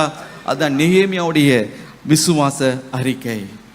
மூன்றாவதாக பாருங்க, சத்ரு எப்படி அவன் போராடுகிறான். அவனுடைய கோபத்தை பார்க்கிறோம், அவனுடைய எரிச்சலை நாம் பார்க்கிறோம். நெகேமியா 4ஆம் அதிகாரம் 1ஆம் வசனம். நாங்கள் அலங்கத்தை கட்டுகிற செய்தியை சன்பல்லாத் கேட்டபோது அவன் கோபித்து எரிச்சல் அடைந்து யூதரை சக்கந்தம் பண்ணி. இங்க நாம் பார்க்கிறோம், அவன் என்ன செய்தானாம், அலங்கம் கட்டி எழும்புகிற அந்த செய்தியை கேட்ட உடனே அவன் கோபித்து எரிச்சல் அடைந்து. எனக்கு பிரியமானவர்களே, இதை நிச்சயமாகவே உங்களுடைய ஆவிக்குரிய வாழ்க்கையில, ஆவிக்குரிய யுத்தத்தில் நீங்கள் சந்தித்து தான் ஆக வேண்டும். எப்பொழுது கர்த்தருக்காக செயல்படுகிறீர்களோ, எப்பொழுது கர்த்தருக்காக பிரயாசப்படுகிறீர்களோ, அலங்கத்தை கட்டி எழுப்புவேன் என்று உறுதியாய் நிற்கிறீர்களோ, அப்பொழுது என்ன நடக்குமான், சத்துருனுடைய எரிச்சல், அவனுடைய கோபம் உங்களுக்கு விரோதமாக எழும்பும் என்பதில் எவ்வித சந்தேகமும் இல்லை. அடைக்கப்பட்டு எல்லாம் அந்த அலங்கத்தில் இருக்கிற எல்லா திறப்புகளும் அடைக்கப்பட்டு வருகிறது என்று சத்துரு கேட்ட உடனே அவன் எரிச்சலோடு கூட அவன் எழும்புவான். அப்பொழுது நம்ம என்ன செய்யணும்னா, கலங்கி போகக்கூடாது. ஒரு பிரதர் சொன்னார், இப்போது அவர் பார்ட் டைம் அவர் ஊழியம் செய்வார். அவர் என்ன செய்வார்னா, இந்த சாட்டர்டே சண்டே வரும் பொழுது ஆலயத்துக்கெல்லாம் போய் விட்ட பிறகு அவர் ட்ராக்ஸ் ஊழியம் செய்வார். மாதத்தில் ஒரு தடவை இந்த கிராம ஊழியத்திலலாம் ரொம்ப ஈடுபடுவார். ஒரு காரியத்தை தன்னுடைய வாழ்க்கையில் அவர் அனுபவித்ததை அவர் சொன்னார். என்னவென்றால், அவர் சொன்னார், எப்போல்லாம் கர்த்தருக்காக பிரயாசப்பட்டு நான் ரொம்ப ஓடுகிறேனோ, கர்த்தருக்காக ஊழியம் செய்கிறேனோ, அப்பொழுது சத்துருடைய எரிச்சல் எனக்கு விரோதமாக எழும்புகிறத என்னால் உணர முடிகிறது. எப்படி என்று கேட்டால் அவர் சொன்னார், எப்போ நல்ல ஊழியத்தை நிறைவேற்றி விட்டு நான் வீட்டுக்கு வருகிறேனோ, ஏதாவது ஒரு போராட்டம், ஒரு பிரச்சனை காத்து கொண்டு தான் இருக்கும். அப்போ தான் பக்கத்து வீட்டுக்காரன் ஏதாவது ஒரு பிரச்சனையை கொண்டு வருவான், குடும்பத்தில் ஏதாவது ஒரு பெரிய போராட்டம் உண்டாகும். ஏன் இப்படி நடக்கிறது என்று அவருக்குள்ளேயே ஒரு கலக்கமாம். அவர் சொல்லுவார், நான் அடுத்த நாள் ஆஃபீஸ்க்கு நான் போவேன், அது வரைக்கும் நல்லா என்னோடு கூட இருந்தவங்கெல்லாம் எரிச்சல் அடைகிறத நான் பார்ப்பேன், பாசன் அப்படியே கடிந்து கொள்ளுகிறத பார்ப்பேன், சின்ன சின்ன காரியத்தை பெருசுபடுத்துகிறத நான் பார்ப்பேன். ஆனால் அதே நேரத்தில் எப்பொழுது நான் ஊழியம் செய்யலையோ, எப்பொழுது நான் ரொம்ப உல்லாசமாக ரொம்ப ரிலாக்ஸ்டாக ஊழியம் செய்யாமல் வீட்டில் உட்காந்து ஐபிஎல் பார்த்துட்டு இருக்கிறேனோ, அப்போது எந்த பிரச்சனையும் வராது, எல்லாம் ரொம்ப மகிழ்ச்சியாக இருக்கிறது போல இருக்கும்.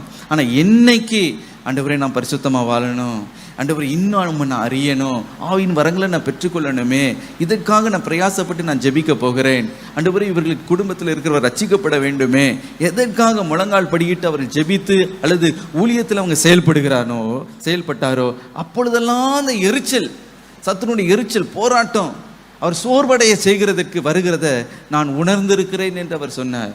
ஒரு தாயார் சொன்னாங்க, பாருங்க, பல நாட்களாக எங்கள் வீட்டில் குடும்ப ஜெபமே இல்லை, எனக்குள்ள ரொம்ப உணர்த்தப்பட்டேன், இந்த காரியத்தை நம்ம மீண்டும் கட்டி எழுப்ப வேண்டும் என்பதற்காக. அவர் சொன்னாங்க, எப்பொழுது ஜெபிக்கலாம், எல்லாம் கூடி வந்து ஜெபிப்போம் என்று சொன்னார்களோ அப்பொழுதுதான் அவருடைய முதல் மகள் அப்படியே கோபத்தோடு எரிச்சலோடு முரட்டாட்டம் பண்ணுவாளாம். அப்படியே கண்ணெல்லாம் அப்படியே வைத்துக்கொண்டு, இன்னத்துக்கு நம்ம ஜெபம் பண்ணோம், எனக்கு நிறைய ஹோம்ஒர்க் இருக்கு, அது இருக்கு, நான் செய்ய முடியாது அப்படின்னு. அது வரைக்கும் ரொம்ப ஸ்வீட்டாக இருக்கிற அந்த பிள்ளை ஜெபிக்கலாம் அப்படின்ட்டா அவளுக்குள்ள அந்த என்ன ஆயிடுச்சு, அந்த எரிச்சல். எனக்கு பிரியமானவர்களே, அது எப்படின்னா ஒரு குளவி கூட்ட கிளப்பி விட்டது போல. என்னைக்கு நீங்கள் ஜெபிக்கிறீங்களோ அப்போது சாத்தானுடைய எரிச்சல், அவனுடைய கோபம் உங்களுக்கு விரோதமாக எழும்பி வருகிறதை நீங்கள் உணர முடியும். ஒரு விஷயம், என்னுடைய தகப்பனாரோட பல வருஷங்களுக்கு முன்பதாக பெங்களூரில் ஒரு பெரிய மீட்டிங் நடந்தது. அதற்காக என்னுடைய தகப்பனார் பாருங்கள் 3 நாள் உபவாசித்து ஜெபித்து அதற்காக காத்திருந்து ரொம்ப பிரயாசப்பட்டார். அந்த கூட்டங்களுக்கு என்னையும் அழைத்து சென்றார், நானும் போயிருந்தேன். அப்போ ஊழியெல்லாம் செய்யலை, சும்மா நான் கூட போனேன். அப்போது இவர் பட்ட பிரயாசத்தெல்லாம் நான் பார்த்தேன், எவ்வளோ ஜெபித்தார், எவ்வளோ பிரயாசப்பட்டார். அன்றைக்கு அந்த பெங்களூர் கூட்டத்தில் பார்த்தீங்கன்னா அவ்வளவு அற்புதங்களை ஆண்டவர் செய்தார். கட்டிகள் அப்படியே உடைந்து கீழே விழுந்து அந்த கட்டியோடெல்லாம் வந்து அவங்க சாட்சி சொன்னாங்க, ஆண்டவர் எங்களுக்கு விடுதலை சுகத்தை கொடுத்தார் என்று. அவ்வளோ பலத்த அற்புதங்கள், ரொம்ப மகிழ்ச்சி. நாங்கள் ட்ரெயினில் திரும்பி வருகிறோம் சென்னைக்கு.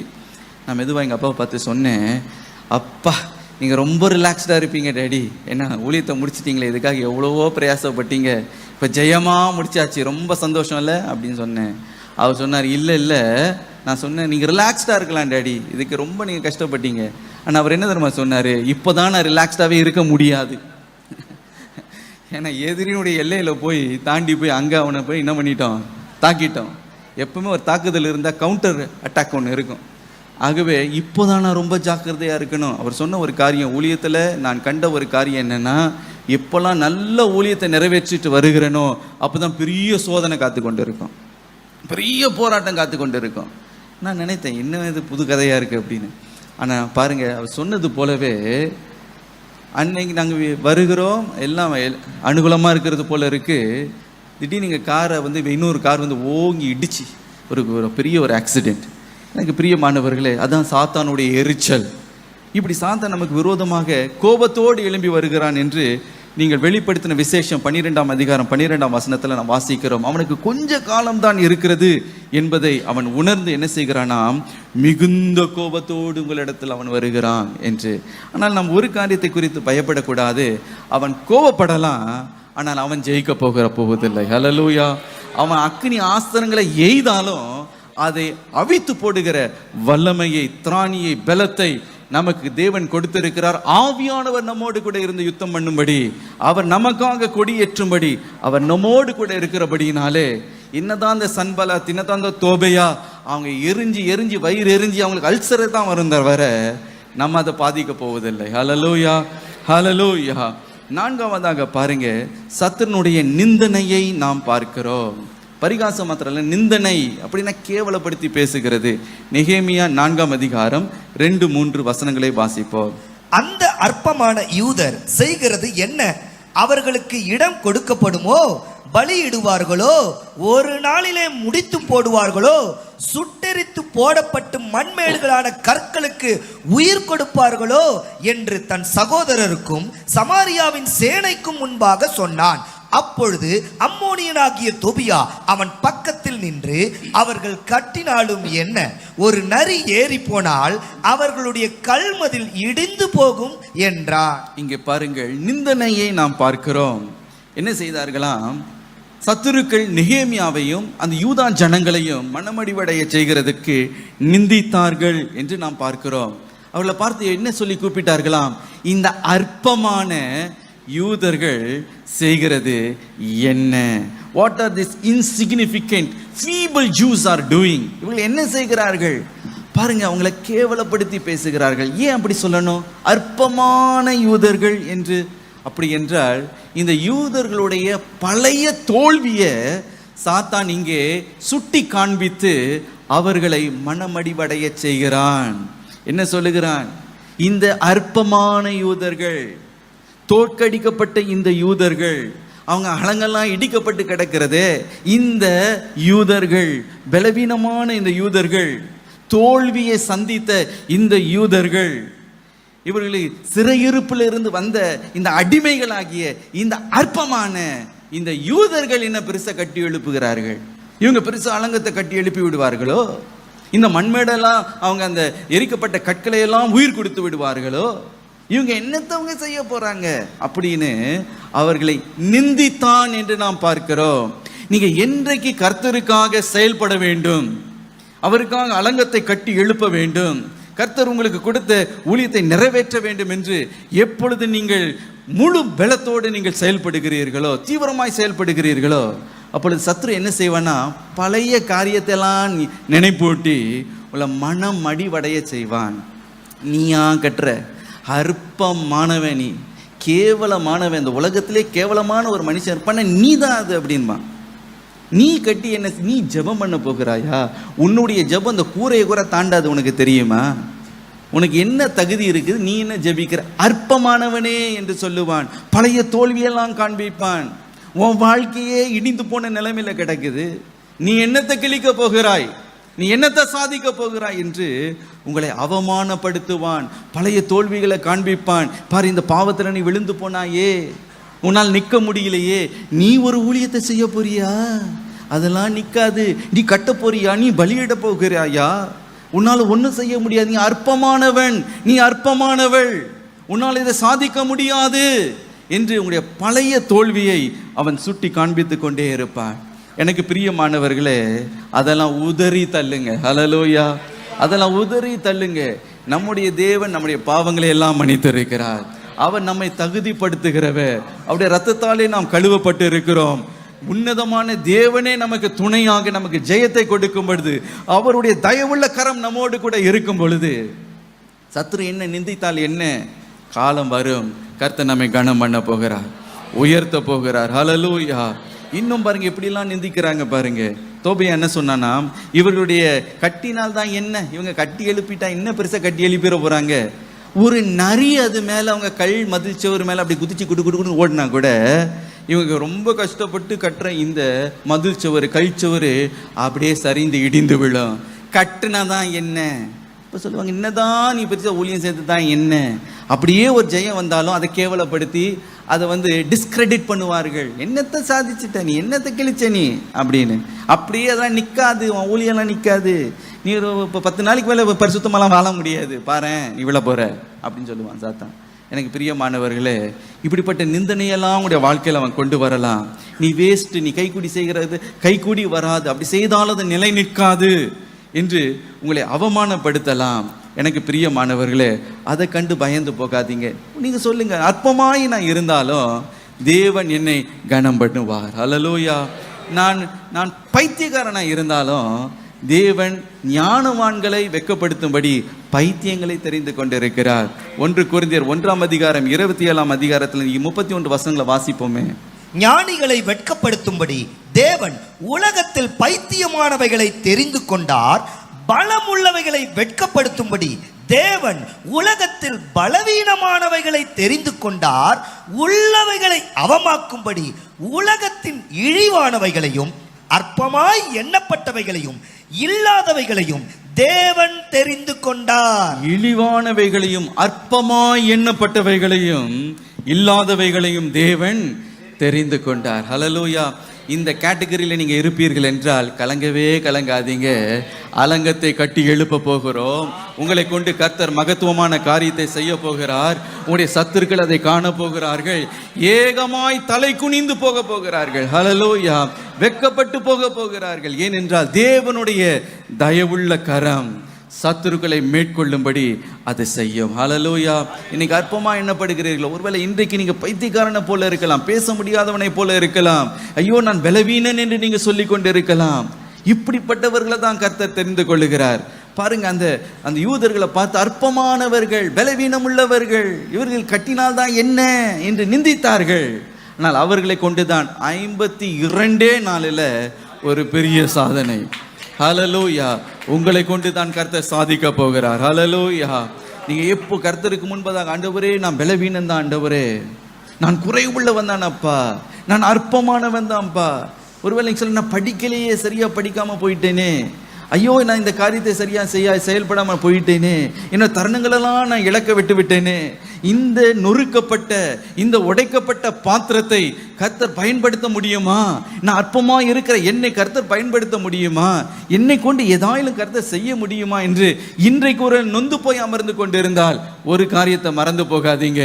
தேவனுடைய தயவுள்ள கரம் உன் மீது வரும் பொழுது உன்னுடைய சத்துருக்கள் ஏகமாய் அவர்கள் வெட்கப்பட்டு போகிறார்கள். தேவன் உன்னை கொண்டு செய்கிற காரியங்கள் பலத்த காரியங்களா இருக்கும்.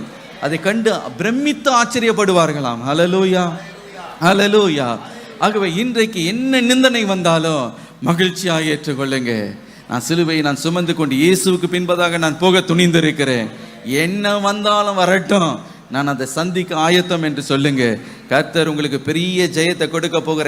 எவ்வளவு நிந்தித்தார்களோ அவ்வளவு கனம் இருக்கிறது, எவ்வளவு உங்களை கேவலப்படுத்துகிறார்களோ அவ்வளவு மேன்மை காத்து கொண்டு இருக்கிறது, எவ்வளவு உங்களுக்கு முன்பதாக காரி துப்புகிறார்களோ அத்தனை கிரீடத்தை கர்த்தர் உங்களுக்கு வைத்து கொண்டே இருக்க போகிறார். ஹல்லேலூயா, ஹல்லேலூயா.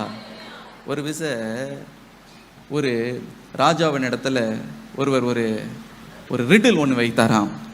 என்ன ரிடல்னா, ஒரு கோட்டை கிழிச்சிட்டு அவர் சொன்னாராம், இந்த கோட்டை நீங்கள் என்ன பண்ணக்கூடாது ராஜாவே, அழிக்கவும் கூடாது, நீங்கள் தொடவும் கூடாது, ஆனால் இந்த சின்ன கோட்டா மாற்றிடணும் அப்படின்னு சொன்னாராம். என்ன சொன்னாராம்?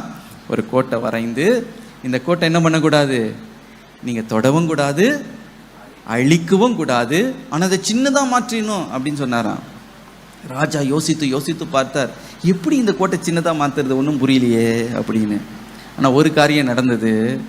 ஒன்றும் புரியலன்னு உடனே அந்த மனிதர் சொன்னாராம், இந்த சின்ன கோட்டை நீங்கள் தொட வேணாம், அழிக்க வேண்டாம், அது பக்கத்தில் ஒரு பெரிய கோட்டை போட்டால் இது தானே சின்ன கோட்டை மாறிடும். ஹல்லேலூயா, ஹல்லேலூயா. ஆண்டவர் உங்கள் பக்கத்தில் பெரியவராக நிற்கும் போது உன்னை நிந்திக்கிறவங்க எல்லாம் சின்னவங்களா ஒன்றில்லாமல் அவங்க ஒளிந்தே போய் விடுவார்கள். உங்கள் முகத்தில் கூட முழிக்க மாட்டாங்க, வெட்கப்பட்டு ஓடி போவாங்க. எனக்கு பிரியமானவர்களே, கர்த்தர் உனக்கு ஜெயத்தை கொடுக்க போகிறார். ஹல்லேலூயா. 5வதாக சாத்தானுடைய தந்திரமான சூழ்ச்சியின் திட்டத்தை நாம் பார்க்கிறோம். நெகேமியா 4ஆம் அதிகாரம் 7-8 வசனங்கள். எருசலேமின் அலங்கத்தை கட்டுகிற வேலை வளர்ந்தேறுகிறது என்றும் இடிக்கப்பட்ட இடங்கள் அடைப்பட்டு வருகிறது என்றும் சன்பல்லாத்தும் தொபியாவும் அரபியரும் அம்மோனியரும் அஸ்தோத்தியரும் கேட்டபோது அவர்கள் மிகவும் எரிச்சலாகி எருசலேமின் மேல் யுத்தம் பண்ண எல்லாரும் ஏகமாய் வரவும் வேலையை தடுக்கவும் கட்டுப்பாடு பண்ணினார்கள். இங்கே பாருங்கள், சத்துருக்கள் எல்லாம் கூடி ஒரு சதி திட்டத்தை அவர்கள் செய்கிறார்கள். என்ன? எருசலேமுக்கு விரோதமாக யுத்தம் பண்ணுவோம், அவர்களுக்கு நடுவே நாம் போய் அவர்களை கொல்லுவோம் என்று. பாருங்க, ஒரு பெரிய சதி திட்டம். இன்னும் அந்த சதி திட்டத்தை 11ஆம் வசனத்துல இன்னும் வாசிக்கிறோம். எங்கள் சத்துருக்களோ வென்றால் நாங்கள் அவர்கள் நடுவே வந்து அவர்களை கொன்று போடும் மட்டும் அவர்கள் அதை அறியாமலும் பாராமலும் இருக்க வேண்டும், இவ்விதமாய் அந்த வேலையை ஓய பண்ணுவோம் என்றார்கள். என்ன சொல்லுகிறார்கள்? அவர்கள் அறியாமல் இருக்கும் பொழுது, அவங்க மற்ற காரியங்களை அலுவலாய் இருக்கும் போது, பிஸியா அவங்க கட்டி கொண்டு இருக்கும் போது நாம் அவர்களை தாக்குவோம். இது அவர்களுக்கு தெரியவே கூடாது. சத்ருடைய தந்திரம் பாருங்க, நாம் அவர்களை தாக்க போகிறோம், அது அவங்களுக்கு தெரியக்கூடாது. சர்ப்ரைஸ் அட்டாக், டக்குன்னு அவங்கள போய் தாக்க போகிறோம். நாம் எருசலேம் மேலே யுத்தம் பண்ண போகிறோம், அவர் நடுவில் சென்று அவர்களை நாம் வெட்ட போகிறோம், அவர்களை கொல்ல போகிறோம். அவங்க ரொம்ப பிஸியாக இருக்காங்க, தாக்கம் வருகிறதுனே அவங்களுக்கு தெரியாது, ரொம்ப பிஸியாக அவங்க இருப்பாங்க. திடீர்னு நம்ம தாக்க போகிறோம், இது அவனுக்கு தெரியவே கூடாது, நெகேமியாவுக்கு தெரியக்கூடாது, யூதா ஜனங்களுக்கு தெரியக்கூடாது என்று சொல்லி ஒரு பெரிய திட்டத்தை செய்தாங்க. ஆனால் தேவனுடைய தயவுள்ள கரம் நெகேமியாவோடு இருந்ததுனால அந்த திட்டத்தை ஆண்டவர் வெளிப்படுத்தி விட்டார். அல்லேலூயா. நெகேமியாவுக்கு அது வெளிப்படுத்தப்பட்டது. இப்படி ஒரு திட்டத்தை வைத்திருக்கிறாங்க. இன்னைக்கு சத்துரு உங்களுக்கு விரோதமா பல திட்டங்களை போடலாம், ஆனா தேவன் அதை உங்களுக்கு வெளிப்படுத்துவார். அல்லேலூயா. இதை தான் இவங்க செய்ய போறாங்க, இப்படிதான் உனக்கு விரோதமா வர போறாங்க. உடனே நெகேமியா என்ன செய்தாராம்? அவர் விழிப்படைந்தார். அவர் he became vigilant, he became sober. அவன் விழித்து கொண்டான் என்று நாம் பார்க்கிறோம். அவன் எச்சரிப்படைந்தான் என்று நாம் பார்க்கிறோம். என்ன செய்தானாம்? அங்க இருக்கிற வேலை செய்கிறவர்களெல்லாம் பார்த்து சொன்னாரா, நீங்க எல்லாம் ஊழியம் செய்றீங்க, நல்லதுதான், அதே நேரத்தில் எச்சரிக்கை உள்ளவர்களாய் இருக்க வேண்டும், விழிப்புடையவர்களாய் நீங்கள் இருக்க வேண்டும். சில நேரத்தில் ஊழியம் செய்துட்டு இருப்பாங்க, விழிப்பா இருக்க மாட்டாங்க. ஆகவே தான் இயேசு சொன்னார், நீங்க சோதனைக்குள் உட்படாதபடிக்கு விழித்திருந்து ஜெபம் பண்ணுங்கள்.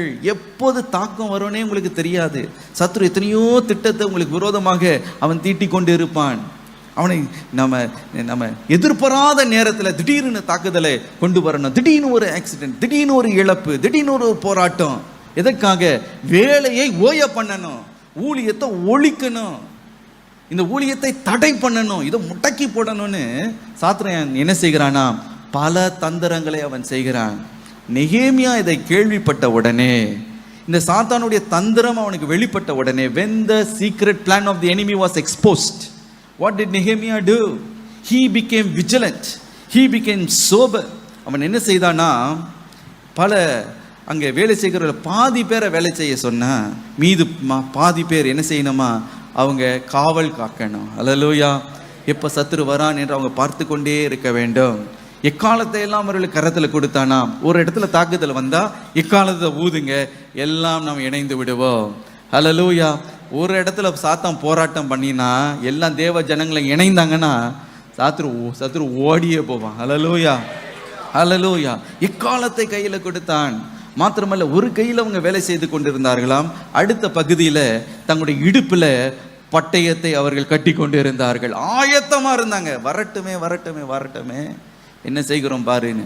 பாருங்க, அந்த ஆயத்தத்தை பார்த்து சத்துரு அட்டம்ப்ட் கூட பண்ணல, அட்டாக் கூட பண்ணல, பயந்து போயிட்டான். அல்லேலூயா. தாக்குவோம், அவன் அறியாது இருக்கும், நடுவே போவோம், நம்ம யுத்தம் பண்ணுவோம், ஒண்ணுமே வாய்க்கல, எந்த திட்டமும் வாய்க்கல. உனக்கு விரோதமாய் உருவாக்கப்படும் எந்த ஆயுதமும் வாய்க்காதே போகும். அல்லேலூயா. நல்லா உட்காந்து பாவம் சத்துரு எவ்வளவோ கஷ்டப்பட்டு பிளான் பண்ணா எல்லாம் வேஸ்டா தான் போகுது.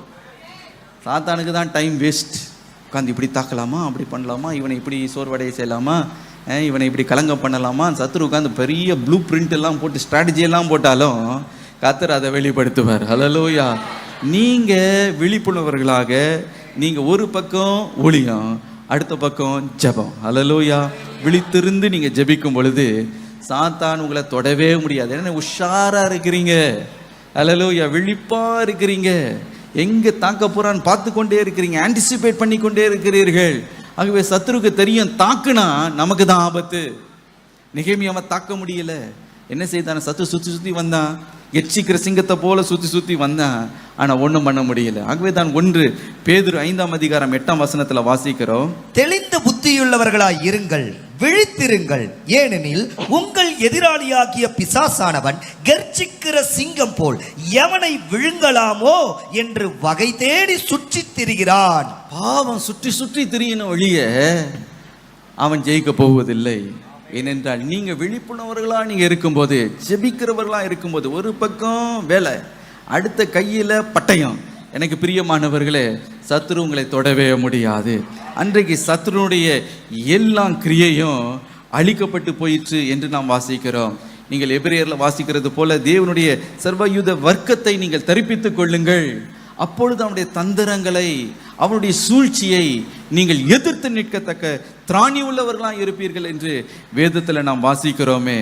எனக்கு பிரியமானவர்கள், அப்படி நீங்கள் விழிப்புணர்வர்களாக இருக்கும்போது முதலாவது சத்துரு உங்களை தொடவே முடியாது, உங்களை தாக்கவே மாட்டான்.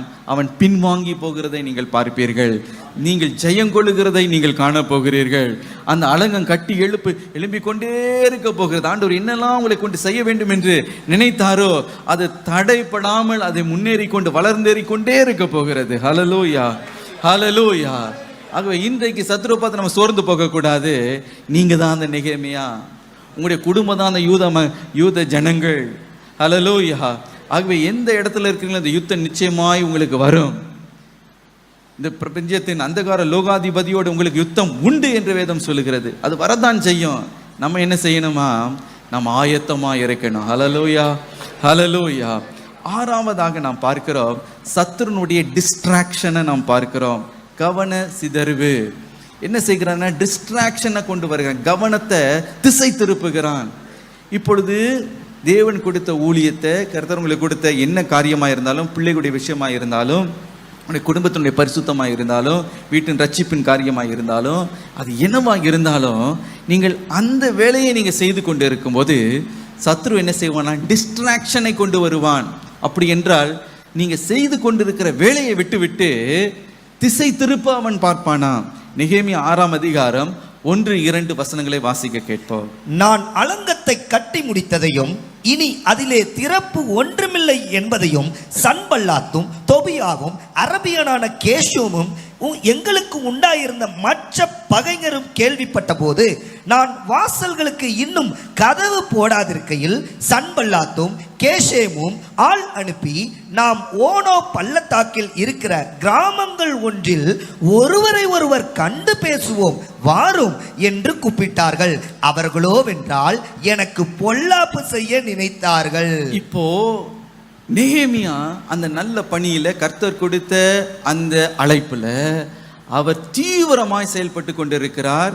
அந்த அலங்கத்தில் இருக்கிற எல்லா திறப்புகளும் அடைக்கப்பட்டு கொண்டிருக்கிறது. அந்த வேலை எல்லாம் முடிகிற ஒரு தருவாயில் இருக்கிறது. இப்பொழுது வெறும் அந்த அந்த வாசல்களில் அந்த அந்த கேட்டை மாத்திரம் அவர்கள் வைக்க வேண்டும், வாசல்களை மாத்திரம் போட வேண்டும், அவ்வளவுதான். இப்பொழுது வேலை தீவிரமாக நடந்து கொண்டு இருக்கும்போது சத்துரு பார்த்தான், என்னென்னமோ பண்ணி பார்த்தோம், ஒன்றும் நடக்கலை, இப்போ டிஸ்ட்ராக்ட் பண்ணுவோம். அவன் என்ன சொன்னார்களா, அவன் வேலையை விட்டு நீ எங்கே வருகிறாய், நீ பள்ளத்தாக்குக்கு வா, ஓலோ பள்ளத்தாக்குக்கு நீ வர வேண்டும், அங்கே இருக்கிற ஒரு கிராமத்தில் நாங்கள் உன்னை சந்திக்க வேண்டும் என்று நாங்கள் விரும்புகிறோம், ஒருவரோடு ஒருவர் கண்டு சந்தித்து பேசி நாம் சில காரியத்தை செய்வோம் என்று அழைக்கிறார்கள். எனக்கு பிரியமானவர்களே, நெகேமியா எங்கே இருக்கிறார் என்றால், அவர் எருசலேம் பர்வதத்தில் இருக்கிறார், மேன்மையான ஸ்தலத்தில் இருக்கிறார், உன்னதமான ஊழியத்தை செய்து கொண்டு இருக்கிறார், ராஜாவின் பட்டணத்தில் அவர் இருக்கிறார். ஆனால் சத்ரு எங்கே அழைக்கிறான் என்றால், பள்ளத்தாக்குக்கு வா, நீ பள்ளத்தாக்குக்கு வா, உயர்ந்த இடத்திலிருந்து தாழ்வான இடத்துக்கு நீ என்ன பண்ணு, வா என்று அவரை என்ன செய்கிறான்னு டிஸ்ட்ராக்ட் பண்ணுகிறதை நாம் பார்க்கிறோம். எனக்கு பிரியமானவர்களே, இந்த ஓலோ என்ற பள்ளத்தாக்கில் அங்கே இருக்கிற கிராமங்களில் தான் விக்கிரகங்களெல்லாம் உண்டாக்குவார்களாம். அங்கே நீ வா என்று அழைக்கிறதை நாம் பார்க்கிறோம். எனக்கு பிரியமானவர்களே, இந்த நெகேமியா ஒரு நல்ல ஒரு பதிலடியை கொடுத்ததை நாம் பார்க்கிறோம். அவர் என்ன சொல்லுகிறார் பாருங்க, 3ஆம் வசனத்தில், அப்பொழுது நான் அவர்களிடத்திற்கு ஆட்களை அனுப்பி, நான் பெரிய வேலையை செய்கிறேன், நான் வரக்கூடாது, நான் அந்த வேலையை விட்டு உங்களிடத்திற்கு வருகிறதினால் அது மினக்கட்டு போவானேன் என்று சொல்ல சொன்னேன். இந்த பெரிய வேலையை விட்டுட்டு நான் பள்ளத்தாக்குக்கெல்லாம் வர முடியாது. ஹல்லேலூயா. கர்த்தர் உங்கள்ட்ட பெரிய ஊழியத்தை கொடுத்திருக்கிறார், பெரிய ரட்சிப்பை கொடுத்திருக்கிறார், பெரிய உத்தரவாதத்தை உங்களுடைய கரத்தில் கொடுத்திருக்கிறார்.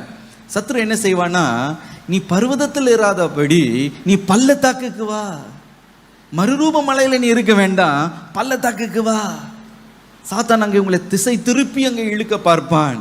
ஆள் விட்டு அனுப்புகிறானாம், நெகேமியா வா, நெகேமியா வா என்று எத்தனையோ முறை அனுப்புகிறதை நாம் பார்க்கிறோம்.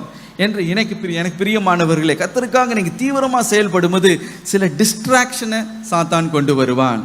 ஒரு சகோதரர் சொன்னார் பாருங்க, நான் குடிப்பழக்கத்திலிருந்து ரட்சிக்கப்பட்டு ஆண்டவரை ஏற்றுக்கொண்டு கர்த்தருக்காக ஊழியம் செய்து கொண்டு இருக்கிறேன், வேலை செய்தாலும் ஊழியம் செய்து கொண்டு இருக்கிறேன். ஆனால் நல்ல ஊழியம் செய்து கொண்டு இருக்கும்போது ஒரு டிஸ்ட்ராக்ஷன் அவருடைய வாழ்க்கையில் வந்தது. என்னவென்றால், அவருடைய பழைய நண்பர் வெளிநாட்டிலிருந்து இந்திய தேசத்திற்கு அவர் வந்தார். வந்து அவர் என்ன செய்தார்னா, பழைய எல்லா ஃப்ரெண்ட்ஸையும் கூட்டி ஒரு ஹோட்டலில் சேர்த்து அவர்களுக்கு ஒரு பார்ட்டி. ஆகவே இவரை பார்த்து சொன்னார்களாம், நாம் இந்த கெட் டுகெதர் வைத்திருக்கிறோம், எங்களோடு கூட வந்து கொஞ்சம் நீ ரிலாக்ஸ் பண்ணு வா என்று. இவர் பாருங்க, அது சாத்தானுடைய தந்திரம்னு இவருக்கு தெரியல. பள்ளத்தாக்குக்கு அவர் அழைக்கப்பட்டு இருக்கிறார். இவர் என்ன பண்ணார், ஏதோ சாப்பிட கூப்பிடுறாங்க போல இருக்குன்னு இவர் போனால் அது ஒரு பார். அங்கே எல்லாம் அந்த ஹோட்டலில், அந்த 5 ஸ்டார் ஹோட்டலில் ஒரு பெரிய ஒரு கெட் டுகெதர் இருக்கிறது. அங்கே போனால் எல்லாம் தண்ணியெல்லாம் அடிச்சிட்டு இருக்கிறாங்க. இப்போ பார்த்தீங்கன்னா இவருக்கு இந்த பழைய சோதனைலாம் வருது. பழைய சோதனைலாம் வந்து எப்படியோ தவறி அந்த பாவத்திற்குள்ளே அவர் தடுமாறி விழுகிற ஒரு சூழ்நிலை. எனக்கு பிரியமானவர்கள், அதுக்கு பிறகு மீண்டும் எழும்பி வருகிறதுக்கு ரொம்ப காலம் ஆயிடுச்சு. அதே போல் தான் உங்களுடைய வாழ்க்கையில் பரிசுத்த அலங்கத்தை நீங்கள் கட்டி எழுப்பும்போது, ஜப அலங்கத்தை நீங்கள் கட்டி எழுப்பி கொண்டு இருக்கும்போது, கர்த்தருக்காக ஊழியம் என்ற அந்த அலங்கத்தை நீங்கள் கட்டி எழுப்பும் பொழுது, உங்களுடைய கர்த்தர் உங்களுக்கு கொடுத்துருக்கிற அந்த பொறுப்பை நீங்கள் கட்டி எழுப்பி கொண்டு இருக்கும்போது சில டிஸ்ட்ராக்ஷன் வரும். என்ன சொல்லுவாங்க, இங்கே கொஞ்சம் கீழே வாயேன், சாத்திரி சொல்லுவாங்க இங்கே கொஞ்சம் வாயேன், பள்ளத்தாக்குக்கு வா. எவ்வளோ காலம் தான் நீ என்ன பண்ண போகிற? மறுரூப மலையிலேயே நீ ஏன் இருக்கிற? ஏன் எருசலேம் மலையிலேயே நீ இருக்கிற? பள்ளத்தாக்குக்கு நீ வா என்று. எனக்கு பிரியமானவர்களே, ஆனால் நெகேமியா தன்னுடைய அழைப்பு என்ன என்பதை அவர் அறிந்திருந்தான். தனக்கு கொடுக்கப்பட்டிருக்கிற பொறுப்பு எவ்வளவு உன்னதமான ஒரு பொறுப்பு என்பதை அவன் அறிந்திருந்தான். ஹல்லேலூயா. ஆகவே அவன் சொன்னான், நான் இந்த பெரிய வேலையெல்லாம் விட்டுட்டு பள்ளத்தாக்குகளை நான் வர முடியாது, சாரி கோ அப்படின்ட்டான். ஹல்லேலூயா. நான் வரக்கூடாது, நான் இங்கே தான் ஆண்டவர் என்னை வைத்திருக்கேன், இதை தான் நான் செய்வேன். நீ யார் என்னை டிஸ்ட்ராக்ட் பண்ணுகிறதுக்கு? இங்கே வா அங்கே வான்னு கூப்பிட்டா நான் ஒன்றும் ஓடணுமா? வர முடியாது. எனக்கு பிரியமானவர்களே, நீங்கள் வர முடியாது என்று சொல்ல நீங்கள் கற்றுக்கொள்ள வேண்டும். ஹல்லேலூயா. நெகேமியா சொன்னார், பெரிய ரட்சிப்பு, பெரிய அபிஷேகத்தை பெற்றிருக்கிறேன், பெரிய அழைப்பை பெற்றிருக்கிறேன், இதெல்லாம் விட்டுவிட்டு உங்களோடு கூட சண்டை போடுகிறதுக்கும் உங்களோட வாக்குவாதம் பண்ணுகிறதுக்கு நான் என் கீழே இறங்கி வரணும்? நான் மேலே இருக்கிறேன், நீ கீழே இருக்க, நான் கீழே இறங்கி வரவே மாட்டேன். ஹல்லேலூயா. நான் செய்கிறத செய்து கொண்டு தான் இருப்பேன், நீ என்ன வேணா பண்ணிட்டு போ. ஆள் விட்டு அனுப்பினார்களாம், மிரட்டி கூட பார்த்தார்களாம். நீ இந்த எருசலேமுக்கு ராஜாவாகணும்னு பார்க்குறியா? எங்களுக்கு நிறைய இந்த சந்ததியெல்லாம் எங்கள் காதில் எட்டினது, அதை தான் உன்னோட டிஸ்கஸ் பண்ணணும்னு விரும்புகிறோம், கொஞ்சம் வா அப்படின்னு கூப்பிட்டாங்க. இந்த பெரிய வேலையை என்னை விட்டுட்டு என்ன பண்ண முடியாது, வர முடியாது. ஹல்லேலூயா. இன்னைக்கு சத்துருவை பார்த்து சொல்லுங்க, நான் வர முடியாது. நீ என்ன வேணா கூப்பிட்டு போய் என்ன வேணா மிரட்டிட்டு போ, நான் வர மாட்டேன். எனக்கு ஆண்டவர் பெரிய அழைப்பை கொடுத்துருக்கிறார். ஹல்லேலூயா. ஹல்லேலூயா. ஆனால் சில நேரத்தை டிஸ்ட்ராக்ட் ஆகும்போது தான் சில பேருடைய அந்த ட்ராக்கே மாறி போகுது. பாருங்க, ஒரு நல்ல பாஸ்டர் பாருங்க, நல்ல ஊழியம் செய்து கொண்டு இருந்தார். நல்ல ஊழியம் செய்து கொண்டு இருக்கும்போது ஒருத்தன் வந்து அவரை பார்த்து சொன்னான்னா, நீங்கள் ஒன்று பண்ணுங்க, இந்த இடத்துல இந்த கிராமத்தில் உங்களுக்கு நல்ல இன்ஃப்ளூயன்ஸ் இருக்குது, நீங்கள் நிறைய பேருக்கு நான் வேலை வாங்கி தருகிறேன், எனக்கு ஒரு எம்எல்ஏ தெரியும், நீங்கள் இவ்வளோ தொகையை எனக்கு கொடுத்தா நான் என்ன பண்ணுறேன்னா அந்த எம்எல்ஏ கிட்ட கொடுத்து அவங்களுக்கெல்லாம் நான் வேலை வாங்கி தரேன், ஆகவே நீ இதெல்லாம் எனக்கு கொஞ்சம் கலெக்ட் பண்ணி கொடு, உனக்கு நான் ஒரு கமிஷன் கொடுத்துட்றேன்னு வேற பேசிட்டார். இவர் உன்னதமான ஊழியத்தை செய்கிறவர் பாருங்க, அதை விட்டு எங்கே போயிட்டாரு? பள்ளத்தாக்குக்கு போயிட்டார். இந்த கமிஷனுக்காக பள்ளத்தாக்குக்கு போனார் பாருங்க. எல்லாருக்கிட்டையும் பணத்தை வாங்கி வேலை வாங்கி தராராம், இந்த ஒரு கவர்மெண்ட் ஜாப் வாங்கி தராங்களாம், நீங்கள் கொஞ்சம் கொடுங்க, நீங்கள் கொடுங்க, எல்லார்கிட்டையும் வாங்கி கலெக்ட் பண்ணி அந்த ஆள் கையில் கொடுத்தாங்க. ஒரு நாள் பார்த்தீங்கன்னா அந்த ஆள் காணாமலே போயிட்டான். எங்கே போனான்னா அவன் நார்த் இந்தியா எங்கே ஓடி போயிட்டான். இப்போ என்ன பண்ணுறதுன்னு தெரியல. இவர் யார்கிட்டலாம் பணத்தை கலெக்ட் பண்ணாரோ இப்போ இவர் பிடிச்சிக்கிட்டாங்க. அதுக்கு பிறகு அந்த கிராமத்தில் அவரால் ஊழியம் செய்ய முடிய நினச்சிங்க, செய்யவே முடியல. ஆண்டவர் நாமம் தூஷிக்கப்பட்டது, ஊழியத்தை செய்ய முடியல, அவமானம், தலை குனிவு, தலைமறைவாக ஓடிக்கிட்டு இருக்காரு. பணம் கொடுத்தவன் கேட்குறான், எங்கே பணத்தை கொடுன்னா இவர் ஊழியத்தை செய்கிறத விட்டுட்டு இப்போ என்ன பண்ணுறாரு? ஓடுறார், அங்கேயும் ஓடி போய் ஒளிந்து கொண்டு இருக்கிறார். எனக்கு பிரியமானவர்களே, இதுதான் எருசலேமை விட்டுட்டு ஓனோ பள்ளத்தாக்குக்கு வந்தா இந்த நிலைமை தான். ஆனால் நெகேமியா பாருங்க, தன்னுடைய உன்னத அழைப்பை அவன் திட்டமாய் அறிந்திருந்தான். ஹல்லேலூயா. நான் இதெல்லாம் விட்டுட்டு வர முடியாது பயா அப்படின்ட்டான். ஹல்லேலூயா. என்ன வேணா பேசிக்கிட்டு போ, என்ன வேணா பண்ணிக்கிட்டு போ, நான் வர முடியாது. ஹல்லேலூயா. ஆகவே எனக்கு பிரியமானவர், சத்ரு அங்கே வெக்கப்பட்டு போனான் என்று நாம் பார்க்கிறோம். ஆகவே இன்றைக்கு என்ன காரியத்தை கரத்தில் கொடுத்தா, என்ன டிஸ்ட்ராக்ஷன் வந்தாலும் சரி, நீங்க சொல்லிருங்க, இந்த நல்ல கிரியைக்காக ஆண்டவர் என்னை அழைத்திருக்கிறார், இந்த ஜெப அலங்கத்தை நான் கட்டி எழுப்ப ஆண்டவர் என்னை அழைத்திருக்கிறார், என் குடும்ப ரட்சிப்புக்காக கர்த்தர் என்னை அழைத்திருக்கிறார், இந்த ஊழியத்தை என் கரத்தில் கொடுத்திருக்கிறார், இந்த பொறுப்பை என் கரத்தில் கொடுத்திருக்கிறார். நான் ஒரு பொழுதும் இந்த பெரிய வேலையை விட்டுட்டு பள்ளத்தாக்குக்கு நான் வரவே மாட்டேன். ஹல்லேலூயா. கர்த்தர் ஜெயத்தை உங்களுக்கு. ஆகவே தான் நெகேமியாவின் இடத்துல தேவனுடைய தயவுள்ள கரம் அவனோடு கூட இருந்து ஜெயத்தை கொடுத்தது. கடைசியாக பாருங்க, சத்துருனுடைய கடைசி டாக்டிக் என்னன்னா, அதுதான் வஞ்சித்து ஒரு பயத்தை உண்டு பண்ணணும். நெகேமியா 6ஆம் அதிகாரம் 10ஆம் வசனம் வாசிக்க கேட்போம். மெகதபேலின் குமாரனாகிய தெலாயாவின் மகன் செமாயா தன் வீட்டிலே அடைக்கப்பட்டிருக்கும் போது நான் அவனிடத்தில் போனேன். அப்பொழுது அவன், நாம் இருவருமாய் தேவனுடைய வீடாகிய ஆலயத்துக்குள்ளே போய் தேவாலயத்தின் கதவுகளை பூட்டுவோம், வாரும், உம்மை கொன்று போட வருவார்கள், இரவிலே உம்மை கொன்று போட வருவார்கள் என்றான். இங்கே பாருங்க, ஒரு கள்ள தீர்க்கதரிசி இங்கே நெகேமியாவை வஞ்சிக்க பார்க்கிறதை நாம் பார்க்கிறோம். செமையா என்று சொல்லப்படுகிற இந்த கள்ள தீர்க்கதரிசி என்ன சொன்னானா, நெகேமியாவே, இன்று இரவு உன்னை கொல்ல போகிறார்கள், கர்த்தர் என்னிடத்துல சொல்லுகிறார். என்னது? கர்த்தர் என்னிடத்துல சொல்லுகிறது, இன்னைக்கு உன்னை கொலை பண்ண போறாங்க. என்ன பண்ணுனா, நீயும் நானும் வேகமாய் தேவனுடைய வீடாகிய ஆலயத்திற்குள்ளே சென்று நாம் என்ன செய்வோம், கதவுகளை அடைத்து கொள்ளுவோம், லைட்டெல்லாம் பண்ணிட்டு உள்ள போய் உட்காந்துப்போம். இன்னைக்கு உன்னை கொல்ல போறாங்க நெகேமியா, நீ அழிஞ்ச, சீக்கிரம் ஓடிவா அப்படின்னா. பாருங்க, சத்துருனுடைய தந்திரத்தை பாருங்க, எத்தனை விதத்துல என்னென்னமோ பண்ணி பார்த்துட்டு இப்ப வஞ்சித்து ஒரு பயத்தை உண்டு பண்ண வேண்டும் என்று அவன் பார்க்கிறான். எனக்கு பிரியமானவர்களே, நம்முடைய வாழ்க்கையிலும் பாருங்க, சத்துரு என்ன செய்வான் என்றால் இந்த பயத்தை கொண்டு வர பார்ப்பான், வஞ்சிக்க பார்ப்பான். மற்ற எந்த விதத்திலும் இவன் அசைய மாட்டான் தெரிந்து விட்டா ஸ்பிரிச்சுவலா வருவான். எப்படி வருவான்? ஸ்பிரிச்சுவலா வருவான். ஒரு எப்படி ஒரு ஓனா இந்த ஆட்டுத்தோலை போட்டுக்கிட்டு வருதோ, ஒரு தீர்க்கதரிசியை போல வருவான். நல்லது செய்கிறது போல வருவான், ஆலோசனை கொடுக்கறது போல வருவான், ஒளியின் தூதனை போல அவன் வருவான். வந்து என்ன சொல்லுவானா, இல்லை நீ சாக போகிறாய், உனக்கு இந்த ஆபத்து வரப்போது, நம்ம ஓடிடு, நீ ஓடிடு அப்படின்பான். எனக்கு பிரியமானவர்களே, நெகேமியா அதுக்கெல்லாம் அசையவே இல்லை. காரணம் என்ன? 2 காரியம் அவருடைய வாழ்க்கையில் இருந்தது. ஒன்று, பகுத்தறிவு இருந்தது, பகுத்தறிகிற வரம் அவருக்குள்ளே செயல்பட்டது. இரண்டாவதாக, அவருடைய அழைப்பு, அவருடைய நோக்கம் என்னதென்பதை உறுதியாய் அறிந்திருந்ததுனால இந்த வஞ்சிக்கிற ஆவிக்கெல்லாம் அவர் அடிபணியவே இல்லை. அல்லேலூயா. பாருங்க, முதலாவதாக அவருக்குள்ள அந்த பகுத்தறிவு இருந்ததாம். நெகேமியா 6ஆம் அதிகாரம் 12ஆம் வசனம். தேவன் அவனை அனுப்பவில்லை என்றும் தொபியாவும் சன்பல்லாத்தும் அவனுக்கு கூலி கொடுத்ததினால் அவன் எனக்கு விரோதமாய் அந்த தீர்க்க தரிசனத்தை சொன்னான் என்றும் அறிந்து கொண்டேன். அல்லேலூயா. சன்பல்லாத்தும் தோபியாவும் கூலி கொடுத்து அனுப்பினார்கள் என்பதை நான் அறிந்தேன். ஆங்கிலத்தில் ரொம்ப அருமையா இருக்கு. I perceived, கை கூலி கொடுத்து அனுப்பி இருக்கிறார்கள். அந்த perceive என்பது சொல்லும்போது உள்ளத்தின் ஆழத்தில் ஒரு உணர்வு, ஏதோ இந்த ஸ்பிரிட் சரியில்லை, இது தேவனிடத்திலிருந்து வந்த வார்த்தை இல்லை என்பதை அவன் திட்டமாய் அவன் அறிந்து கொண்டான். அப்படி என்றால் அவனுக்குள்ள அந்த பகுத்தறிகிற அந்த வரம் அவனுக்குள்ளே செயல்பட்டது. ஹல்லேலூயா. அவன் சாத்தானுடைய தந்திரமான வஞ்சிக்கிற அந்த கிரியையை அவன் பகிர்ந்து அறிந்து கொள்ள முடிந்தது, அவன் அதை எதிர்க்க முடிந்தது. கடைசி காலத்தில் பார்த்தீங்கன்னா சத்ரு என்ன செய்வான் என்றால், எத்தனையோ விதத்தில் மிரட்டி பார்ப்பான், யுத்தம் பண்ண பார்ப்பான், கேலி பண்ணி பார்ப்பான், நிந்தித்து பார்ப்பான், எல்லாவற்றையும் செய்துட்டு ஒன்றும் முடியலன்னா வஞ்சிக்க பார்ப்பான். எனக்கு பிரியமானவர்களே, வஞ்சிக்கிறது அவனுடைய டாக்டிக். ஆகவே தான் இயேசு சொன்னார் மத்திய 24ஆம் அதிகாரம் 11ஆம் வசனத்தில், கடைசி காலத்தில் அநேக கள்ள தீர்க்கதரிசிகள் அநேகரை வஞ்சிப்பார்கள் என்று. இன்னும் 1 தெசலோனிக்கேயர் 5ஆம் அதிகாரம் 20-21ஆம் வசனத்தை வாசிங்க. தீர்க்க தரிசனங்களை அற்பமாய் எண்ணாதிருங்கள், எல்லாவற்றையும் சோதித்து பார்த்து நலமானதை பிடித்து கொள்ளுங்கள்.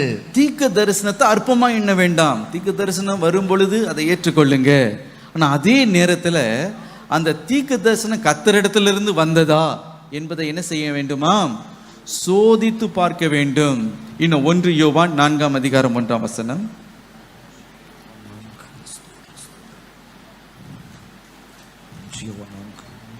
பிரியமானவர்களே, உலகத்தில் அநேக கள்ள தீர்க்கதரிசிகள் தோன்றி இருப்பதினால் நீங்கள் எல்லா ஆவிகளையும் நம்பாமல் அந்த ஆவிகள் தேவனால் உண்டானவைகளோ என்று சோதித்தறியுங்கள். ஹல்லேலூயா. நிறைய கள்ள தீர்க்கதரிசிகள் கடைசி நாட்களில் உண்டாகுகிறதுனால என்ன செய்ய வேண்டுமா? எல்லா ஆவியையும் நீங்கள் சோதித்து அறியுங்கள் என்று நம் வேதத்தில் நாம் வாசிக்கிறோம். ஆகவே தீர்க்கதரிசனம் சொன்ன உடனே அதை நம்பிவிட வேண்டும் என்று காரியம் அல்ல. அதை என்ன செய்யணுமா? சோதித்து அறிய வேண்டும். பலர் பாருங்க, சொன்ன உடனே நம்பிடுறாங்க. 6 மாதத்தில் உனக்கு கல்யாணம் ஆகும், யாரோ ஒரு தீர்க்கதரிசி சொன்னார். ஆனால் 6 மாதத்தில் கல்யாணம் ஆகலை. உடனே இவங்களுக்கு ஆண்டவர் மேலே கோபம், இன்னும் ஆண்டவர் சொல்லி அதை நிறைவேற்றலையே. அப்போ கூட பாருங்க, அவங்களுக்கு என்னல புத்தி தெரியல, ஆண்டவர் மேலே தான் கோவப்படுறாங்க ஒழிய தீர்க்கதரிசி கரெக்டாக தான் இருப்பார், ஆண்டவர்கிட்ட தான் தப்பு. எனக்கு பிரியமானவர்களே, அப்படி அது சொன்னதை சொல்லிட்டு போகிறாங்க. நீங்கள் என்ன பண்ணணும்னா அதை சோதித்து பார்க்க வேண்டும். ஹல்லேலூயா. ஏனென்றால் இப்படி கள்ள தீர்க்கதரிசிகள் கடைசி நாட்களில் பலர் எழும்புவார்கள். ஷெமையா போன்ற கள்ள தீர்க்கதரிசிகள் பயத்தை உண்டு பண்ணும்படி கள்ள தீர்க்க தரிசனங்களை அவர்கள் உரைப்பார்கள். எல்லா ஆவிகளையும் நீங்கள் நம்பிவிடக்கூடாது. சில பேர் சொல்லுவாங்க, இந்த தீர்க்க தரிசனம் நீ சந்தேகமே படக்கூடாது. அது பைபிள் அப்படி இல்லவே இல்லை. தீர்க்க தரிசனத்தை சந்தேகமே நீ கேள்வியே கேட்கக்கூடாது. சொன்னதான் அப்படி கேட்டுட்டு ஓடிடணும். அப்படி இல்லை பிரியமானவர், வேதம் சொல்லுகிறது சோதிக்கணும். Hallelujah. You should test all the spirit. இது தேவனிடத்திலிருந்து வந்ததா என்று நம்ம சோதிக்க வேண்டும் என்று வேதம் ஏற்கனவே எச்சரித்ததுனால கள்ள தீர்க்கதரிசிக்கிட்ட அகப்பட்டு நீங்கள் சிக்குண்டு நீங்கள் என்ன பண்ணிக்கூடாது? வஞ்சிக்கப்பட்டு போகக்கூடாது. பாருங்கள், ஒரு வீட்டில் மாமியாருக்கும் மருமகளுக்கும் ஒரு பெரிய பிரச்சனை. அவங்க வயது முதிர்ந்த ஒரு மாமியார். இந்த பிரச்சனை போகிறத ஒரு அம்மா பார்த்துக்கிட்டே இருந்தாங்க. ஓஹோ, இந்த பிரச்சனை தான் போல இருக்குன்னு சொல்லி இதுக்கேற்ற ஒரு தீர்க்க தரிசனத்தை என்ன பண்ணாங்க? ஃபார்முலேட் பண்ணி அந்த அம்மா கிட்ட பார்த்து சொன்னாங்க, நீங்கள் ரொம்ப பிரச்சனையெல்லாம் சந்திக்கிறீங்க, உங்கள் மாமியார் வீட்டுக்கு வந்து போன பிறகு தானே இந்த பிரச்சனை அப்படின்னாங்களா? ஆமாம், அந்த அம்மா வந்து போனாலே வீட்டில் பெரிய சண்டை வருது. பார்த்தீங்களா? கரெக்ட், ஆண்டவர் எனக்கு வெளிப்படுத்தினது கரெக்டு தான். சொன்னாங்களா, அந்த அந்த அம்மா வந்து ஒரு மந்திர கிளவி, ஒரு சூனிய கிளவி, உனக்கு விரோதமாக அவங்க மந்திரம் செய்கிறாங்க. உடனே இந்த அம்மா அப்படியே நம்பி, ஐயோ எப்போ வந்தாலும் சரி அந்த அம்மா காலிலே விழுந்துருவாங்க. விழுந்து அவங்க சொல்கிறதெல்லாம் அப்படியே நம்புவார்கள். ஆகவே என்ன அந்த அம்மா கேட்டாலே அவங்க கொடுத்துருவாங்க. வளையலை கொடுன்னா வளையலை கொடுத்துருவாங்க, மோதிரத்தை கொடுன்னா மோதிரத்தை கொடுத்துருவாங்க. கடைசியில் என்ன சொல்லுவாங்க தெரியுமா? கொஞ்ச நாள் இந்த அம்மா கூப்பிடலைன்னா உடனே திருப்பி ஒரு தீர்க்கதரிசனம் சொல்லுவாங்க, ஒரு கிழவியை நான் பார்த்தேன். என்ன பார்த்தேன்? கிழவியை பார்த்தேன். கிழவி தீர்க்க தரிசனம் சொன்ன உடனே இவங்களுக்கு பயம் எடுத்துக்கும். ஐயோ, ஏதோ பில்லி சூன்யம் பண்ணுறாங்களாக்கும், இந்த அம்மா இல்லைன்னா நான் மறித்தே போய்விடுவேன். அப்படி தான் பிரெயின் வாஷ் பண்ணி வச்சுருந்தாங்க. நான் மாத்திரம் உனக்கு ஜபிக்கலைன்னா நீ நேரத்துக்கு மண்ணில் இருப்ப அப்படின்ட்டாங்க. ஆகவே இந்த அம்மாவை பார்த்து பயந்து ஒரு பயத்தின் ஆவியில் அகப்பட்டுட்டாங்க. ஒரு பயத்தின் ஆவிலேயே இந்த அம்மா அவங்கள வைத்து அவங்கள எக்ஸ்ப்ளாய்ட் பண்ணாங்களாம். அவங்கள எந்த விதத்தில் அவங்கள உரியணுமோ எல்லாத்தையும் உறிந்திருக்கிறாங்க. எனக்கு பிரியமானவர்களே, இதுதான் வஞ்சிக்கிற ஆவி.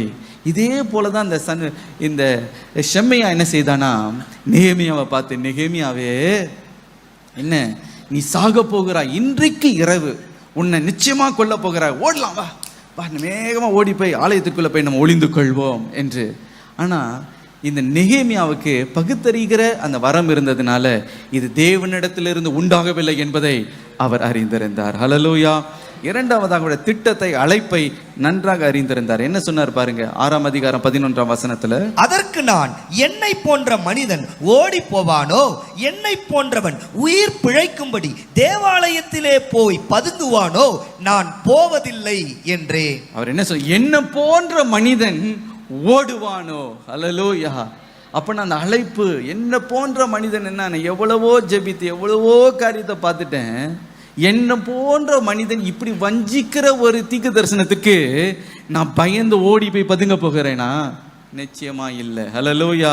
என்ன, எதற்காக தேவன் என்னை அழைத்திருக்கிறார், அவருடைய நோக்கம் என்ன, இந்த அலங்கத்தை நான் கட்டி எழுப்பணும், இதுதான் என்னுடைய ஊழியம், இதுதான் என்னுடைய அழைப்பு.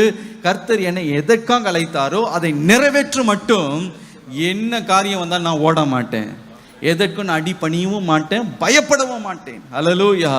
அந்த தைரியம் அவனுக்குள்ளே இருந்தது. ஹல்லேலூயா. இப்படிப்பட்ட மனுஷனாகிய நான் ஓடி போவேணும், என் உயிரை பாதுகாத்துக் கொள்வதற்கு ஆலயத்தில் போய் நான் பதுங்க வேணும், நான் ஓடி போக மாட்டேன், ஐ வில் நாட் ரன் என்று உறுதியாய் அவன் சொன்னான். சத்துரு அங்கே வெட்கப்பட்டு போனான். ஹல்லேலூயா. ஹல்லேலூயா. இன்னைக்கு உங்களை பயப்படுத்துகிற காரியங்களை சாத்தான் கொண்டு வருவான். ஓடு அப்படின்னுவான், நீ சாக போகிறாயன்பான். அதெல்லாம் பார்த்து நீங்கள் பயப்பட. மிரட்டுவான், என்ன பண்ணுறோம் பார், அந்த பண்ணுறோம் பார், இதை செய்துருவேன் பார், அதெல்லாம் ஒன்று என்ன டச் பண்ணாது. இப்போ அப்படி நான் என்ன ஓடுற மாதிரியா இருக்கிறேன்? Do I look like a fool to run? No, நான் ஓட போவதில்லை. ஹல்லேலூயா. நான் என் உயிருக்காக பயந்து பதுங்க போவதும் இல்லை. நான் கர்த்தருக்காக நிற்பேன். இயேசு சொன்னார், என்னை அனுப்பினருடைய கிரியையை நான் செய்தே முடிப்பேன். ஹல்லேலூயா. அதுக்கு முன்பதாக என்னுடைய காலத்துக்கு எவனும் என்னை தொடவே முடியாது. என்ன யார் வேணா வந்துட்டு போட்டு என்ன டச் பண்ண முடியாதியா அப்படின்ட்டாரு. ஹல்லேலூயா. அதே போல நெகேமியாவுக்குள்ள அந்த விசுவாசம், அந்த நம்பிக்கை, தான் யார் என்பதையும் அவருடைய அழைப்பு என்னது என்பதையும் அவன் அறிந்திருந்தபடியினாலே அவன் சொன்ன, நான்லாம் ஓட முடியாது. ஒரு ஊழியக்காரர் பாருங்க, அவருடைய இடத்துல ரொம்ப அவருக்கு எதிர்ப்பு வந்ததுனால அவர் வெளிநாட்டுக்கு ஓடிடலான்னு நினைச்சாரு. ஆகவே என்ன செய்தாராம், ஒரு முதிர்ந்த ஊழியர்காரர்கிட்ட போய் அவர் ஜெபிக்க போனாராம். நான் இப்படி போக போறேன் என்று. அவர் என்ன செய்தாராம், யோவான் 10:12 வாசித்து சொன்னாராம், நல்ல மேய்ப்பன் தன்னுடைய ஆடுகளுக்காக ஜீவனை கொடுக்கிறான். ஆனா கூலிக்காரன் அப்படி அல்ல, ஆடுக்கு சொந்தக்காரனா இல்லாதவன் அப்படி அல்ல. ஓனாய் வருகிறது என்பதை பார்த்து அவன் என்ன செய்கிறானா, அந்த ஆடுகளை விட்டு விட்டு ஓடுகிறான். ஓனாய் வந்ததை பீறி போடுகிறது. அதை சொன்ன உடனே உணர்வு அடைந்தார். அவர் பார்த்து ஒரே ஒரு வாழை கேள்வி, நீ கூலிக்காரனா நீ நல்ல மேய்ப்பனான்னு கேட்டாராம். அதே போல நெகேமியா பாருங்க, அவர் ஒரு நல்ல மேய்ப்பன். ஹல்லேலூயா. தனக்கு கொடுத்த பொறுப்பு என்ன என் உயிர் தப்பும்படி நான் ஓடுகிறவன போலவா இருக்கிறது? என்ன போன்ற மனுஷன் ஓடுவானோ? will a man like me run? No, நான் ஓட போவதில்லை, நான் நிற்க போகிறேன். எதற்காக ஆண்டவர் அழைத்த அலங்கம் கட்டி எழுப்பப்படும். என்ன நடந்தது பாருங்க, உறுதியாய் நின்றான். அதனுடைய ஜெயத்தை நாம் பார்க்கிறோம். நெகேமியா 6:15-16. அப்படியே அலங்கமானது 52 நாளைக்குள்ளே கட்டப்பட்டு எலுல் மாதம் 25ஆம் தேதியிலே முடிந்தது. எங்கள் பகைஞர் எல்லாரும் அதை கேட்டபோதும், எங்கள் சுற்றுப்புறத்தாராகிய புறஜாதியான அனைவரும் கண்டபோதும் மிகவும் முனையற்று போய் இந்த கிரியை எங்கள் தேவனால் கைகூடி வந்ததென்று அறிந்தார்கள். ஹல்லேலூயா. இந்த கிரியை எங்கள் தேவனாலே கைகூடி வந்ததென்று அறிந்தார்கள். யார் அறிந்தார்? சத்ரு அதை அறிந்தான். ஹல்லேலூயா. 52 நாட்களில் ஒரு பெரிய வேர்ல்டு ரெக்கார்டு பாருங்க. அந்த அலங்கம் கட்டி எழுப்பப்பட்டுச்சு. எவ்வளவோ சோதனை, எவ்வளவோ போராட்டம். சத்ரு மனமடிவடைந்து அவன் சோர்ந்து போய், அவன் தளர்ந்து போய். இன்னைக்கு யாரு நிந்திக்கப்படுகிறார்? சத்ரு நிந்திக்கப்பட்டு போனான். தேவனோ ஜெயத்தை பெற்றார். ஹல்லேலூயா. இன்றைக்கு எனக்கு பிரியமான வெட்கத்துக்கல்ல, ஜெயத்துக்கே ஆண்டவர் உன்னை அழைத்திருக்கிறார். ஹல்லேலூயா. சத்துருவை எதிர்த்து நிற்பாய் என்றார், உன்னை விட்டு அவன் ஓடி போக போகிறான். கர்த்தர் ஜெயக்கொடியை ஏற்ற போகிறார். அப்படியே எழும்பி ஒரு நிமிடம் நம்ம ஜெபிக்க போகிறோம், முடிக்க போகிறோம். ஹல்லேலூயா. ஆண்டவரை நோக்கி பாருங்க. ஹல்லேலூயா. இது உன்னுடைய நேரம். தேவனுடைய ஹல்லேலூயா ஆவியானவர் உன்னோடு கூட செயல்படுகிற ஒரு நேரம். நீதான் அந்த நெகேமியா. உனக்கு விரோதமாக எழும்புகிற எல்லா ஆயுதத்தையும் நான் வாய்க்காதே போக பண்ணுவேன். நான் உனக்காக யுத்தம் பண்ணுவேன். நீ ஓடி போக போவதில்லை, நீ நின்று ஜெயத்தை காண போகிறாய். ஹல்லேலூயா. ஹல்லேலூயா. சத்ருவை பார்த்து நீ கலங்கி கொண்டு இருக்கிறாயோ, அவனுடைய நிந்தனையை பார்த்து, அவனுடைய அவமானத்தை பார்த்து, அவனுடைய பரிகாசத்தை பார்த்து இன்றைக்கு நீ சோர்ந்து போக வேண்டாம். எப்படி எப்பக்கத்தில் உனக்கு விரோதமாய் வந்தாலும் உனக்கு துணை நின்று உனக்கு யுத்தத்தை நடப்பிக்கும்படி ஹல்லேலூயா யூத ராஜசிங்கம் உன்னோடு கூட இருக்கிறார். அப்படியே கரங்களை உயர்த்தி ஹல்லேலூயா ஜெயத்தை நான் ரிசீவ் பண்ணுகிறேன். ஆண்டவரே சொல்லுங்க, ஜெயத்தை ரிசீவ் பண்ணுகிறேன். எந்தெந்த இடத்துலலாம் சத்ருங்களை மண்ணமடிவடைய செய்தானோ, எந்தெந்த இடங்களில் உனக்கு விரோதமாக யுத்தம் பண்ணினானோ, அந்த இடங்களில் கர்த்தர் ஜெயத்தை கொடுக்கிறார். உன்னுடைய எல்லைகளுக்குள்ளே அவன் வரப்போவது இல்லை. அந்த அலங்கம் கட்டி எழுப்பப்பட போகிறது. ஹல்லேலூயா. அந்த அலங்கத்தை ஆண்டவர் கட்டி எழுப்ப போகிறார். நீ இனி நிந்தனையாய் நீ இருக்க போவது இல்லை. புறஜாதிகள் நடுவே நீ நிந்தனையாய் இருக்க போவதில்லை. என்னுடைய ஜனங்கள் வெட்கப்பட்டு போக போவதில்லை. ஹல்லேலூயா. இதோ கர்த்தரே உன்னோடு கூட இருந்து யுத்தம் பண்ணும்படி அவருடைய தயவுள்ள கரம் உன்னோடு கூட இருக்கிறபடினாலே சத்துருடைய சகல சூழ்ச்சிகளையும் ஹல்லேலூயா நீ அதமாக்க போகிறாய். சத்துருடைய சூழ்ச்சிகள் நமக்கு தெரியாதவைகள் அல்ல. அதை எதிர்த்து நிற்கிற எல்லா விதமான சர்வாத யுத்தங்களை கர்த்தர் நமக்கு கொடுத்திருக்கிறார். ஆயுதங்களை கொடுத்திருக்கிறார். ஆவியானவரை கொடுத்திருக்கிறார். ஹalleluya. நீங்க யுத்தம் பண்ண போகிறீர்கள், நீங்க ஜெயிக்க போகிறீர்கள். ஹalleluya. ஜெயம் கர்த்தருடையது, ஜெயம் கர்த்தருடையது, ஜெயம் கர்த்தருடையது, ஜெயம் கர்த்தருடையது. இன்றைக்கு அந்த ஜெயத்தினுடைய வாழ்க்கையில கட்டளிடுகிறார். எல்லாம் பில்லி சூனிய கட்டுகளை நிர்மூலமாகுகிறது, சத்துனுடைய சகல சூழ்ச்சிகளை அதமாகுகிறது. தேவனுடைய வல்லமையுடைய வாழ்க்கை வெளிப்பட போகிறது. ரீமா லக துனேமே ஷகதனமா ரீதன தரமா வீஹே தினமே லேஹே தினமே லேஹே தினமே. நீ ஒரு யுத்த வீரன், நீ ஒரு சாதாரண மனிதன் அல்ல, நீ ஒரு நெகேமியா. அப்படிப்பட்ட திட மனதை கர்த்தர் உனக்கு கட்டளிடுகிறார். உன்னுடைய விரல்களை யுத்தத்திற்காக கர்த்தர் பயிற்சி தருகிறார். நீஹா தனமா ஷகதன தரமா. நீ விட்டு விட்டு ஓடுகிறவன் அல்ல, சத்துருவை எதிர்த்து போராடுகிறவனாய் உன்னை கர்த்தர் அழைத்திருக்கிறார். ஹalleluya, ஹalleluya. உன்னுடைய குடும்பத்தார் எல்லாம் ரட்சிக்கப்பட போகிறார்கள். இடிக்கப்பட்டிருக்கிற பிசினஸ் கட்டப்பட போகிறது.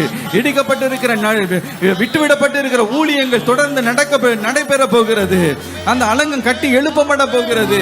தேவனுடைய தீர்மான திட்டங்கள் நிறைவேற போகிறது. உன்னை கொண்டு கர்த்தர் என்ன செய்ய வேண்டும் என்று நினைத்து இருக்கிறாரோ அது தடைப்பட போவதில்லை. உன்னுடைய சத்துருக்கள் விழுந்து போகிறதை நீ காண போகிறாய். அவருடைய நிந்தனையை நீ பார்க்க போகிறாய். ஹalleluya. பரலோகத்தில் வீற்றிருக்கிறவர் அவர்களை நிந்திக்க போகிறார், அவர்களை அவமானப்படுத்த போகிறார். கர்த்தர் உனக்கு ஜெயத்தை கொடுக்கிறார். நீ நிமிர்ந்து நிற்க போகிறாய். உனக்கு விரோதமாய் வகை வகையாய் அவர்கள் எழும்பலாம். எத்தனையோ விதத்தில் உனக்கு விரோதமாய் அவர்கள் போராடலாம். அவர்கள் முறியடிக்கப்படுவார்கள்.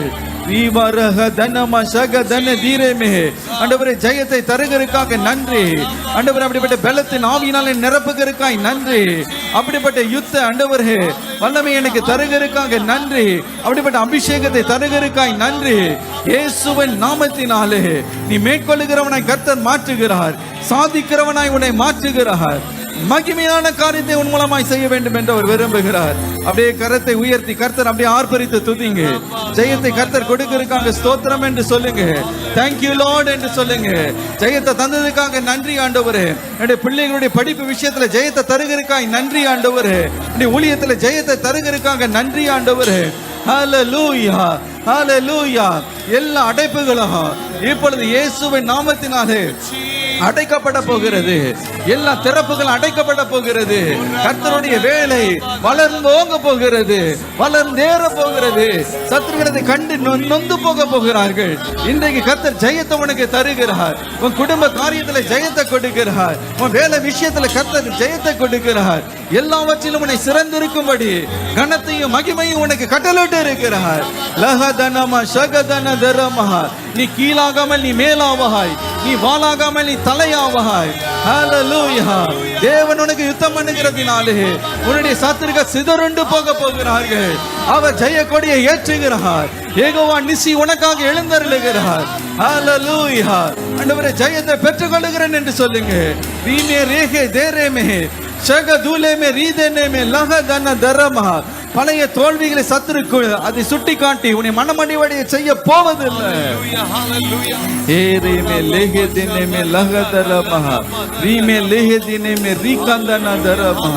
பலத்த பராக்கிரமசாலி இருக்கிற இந்த பலத்தோடு நீ சொல், இதோ நான் உனக்கு ஜெயத்தை உன் கரத்துல கொடுப்பேன் என்று கர்த்தர் சொல்லுகிறார். உனக்கு இருக்கிற இந்த பலத்தோடு நீ செயல்படு. நான் உனக்கு ஜெயத்தை கொடுக்கிறேன். அற்பமாய் நீ எண்ணி விடாதே. உன்னை கொண்டு மகத்துவமான காரியத்தை நான் நிறைவேற்றி முடிப்பேன்.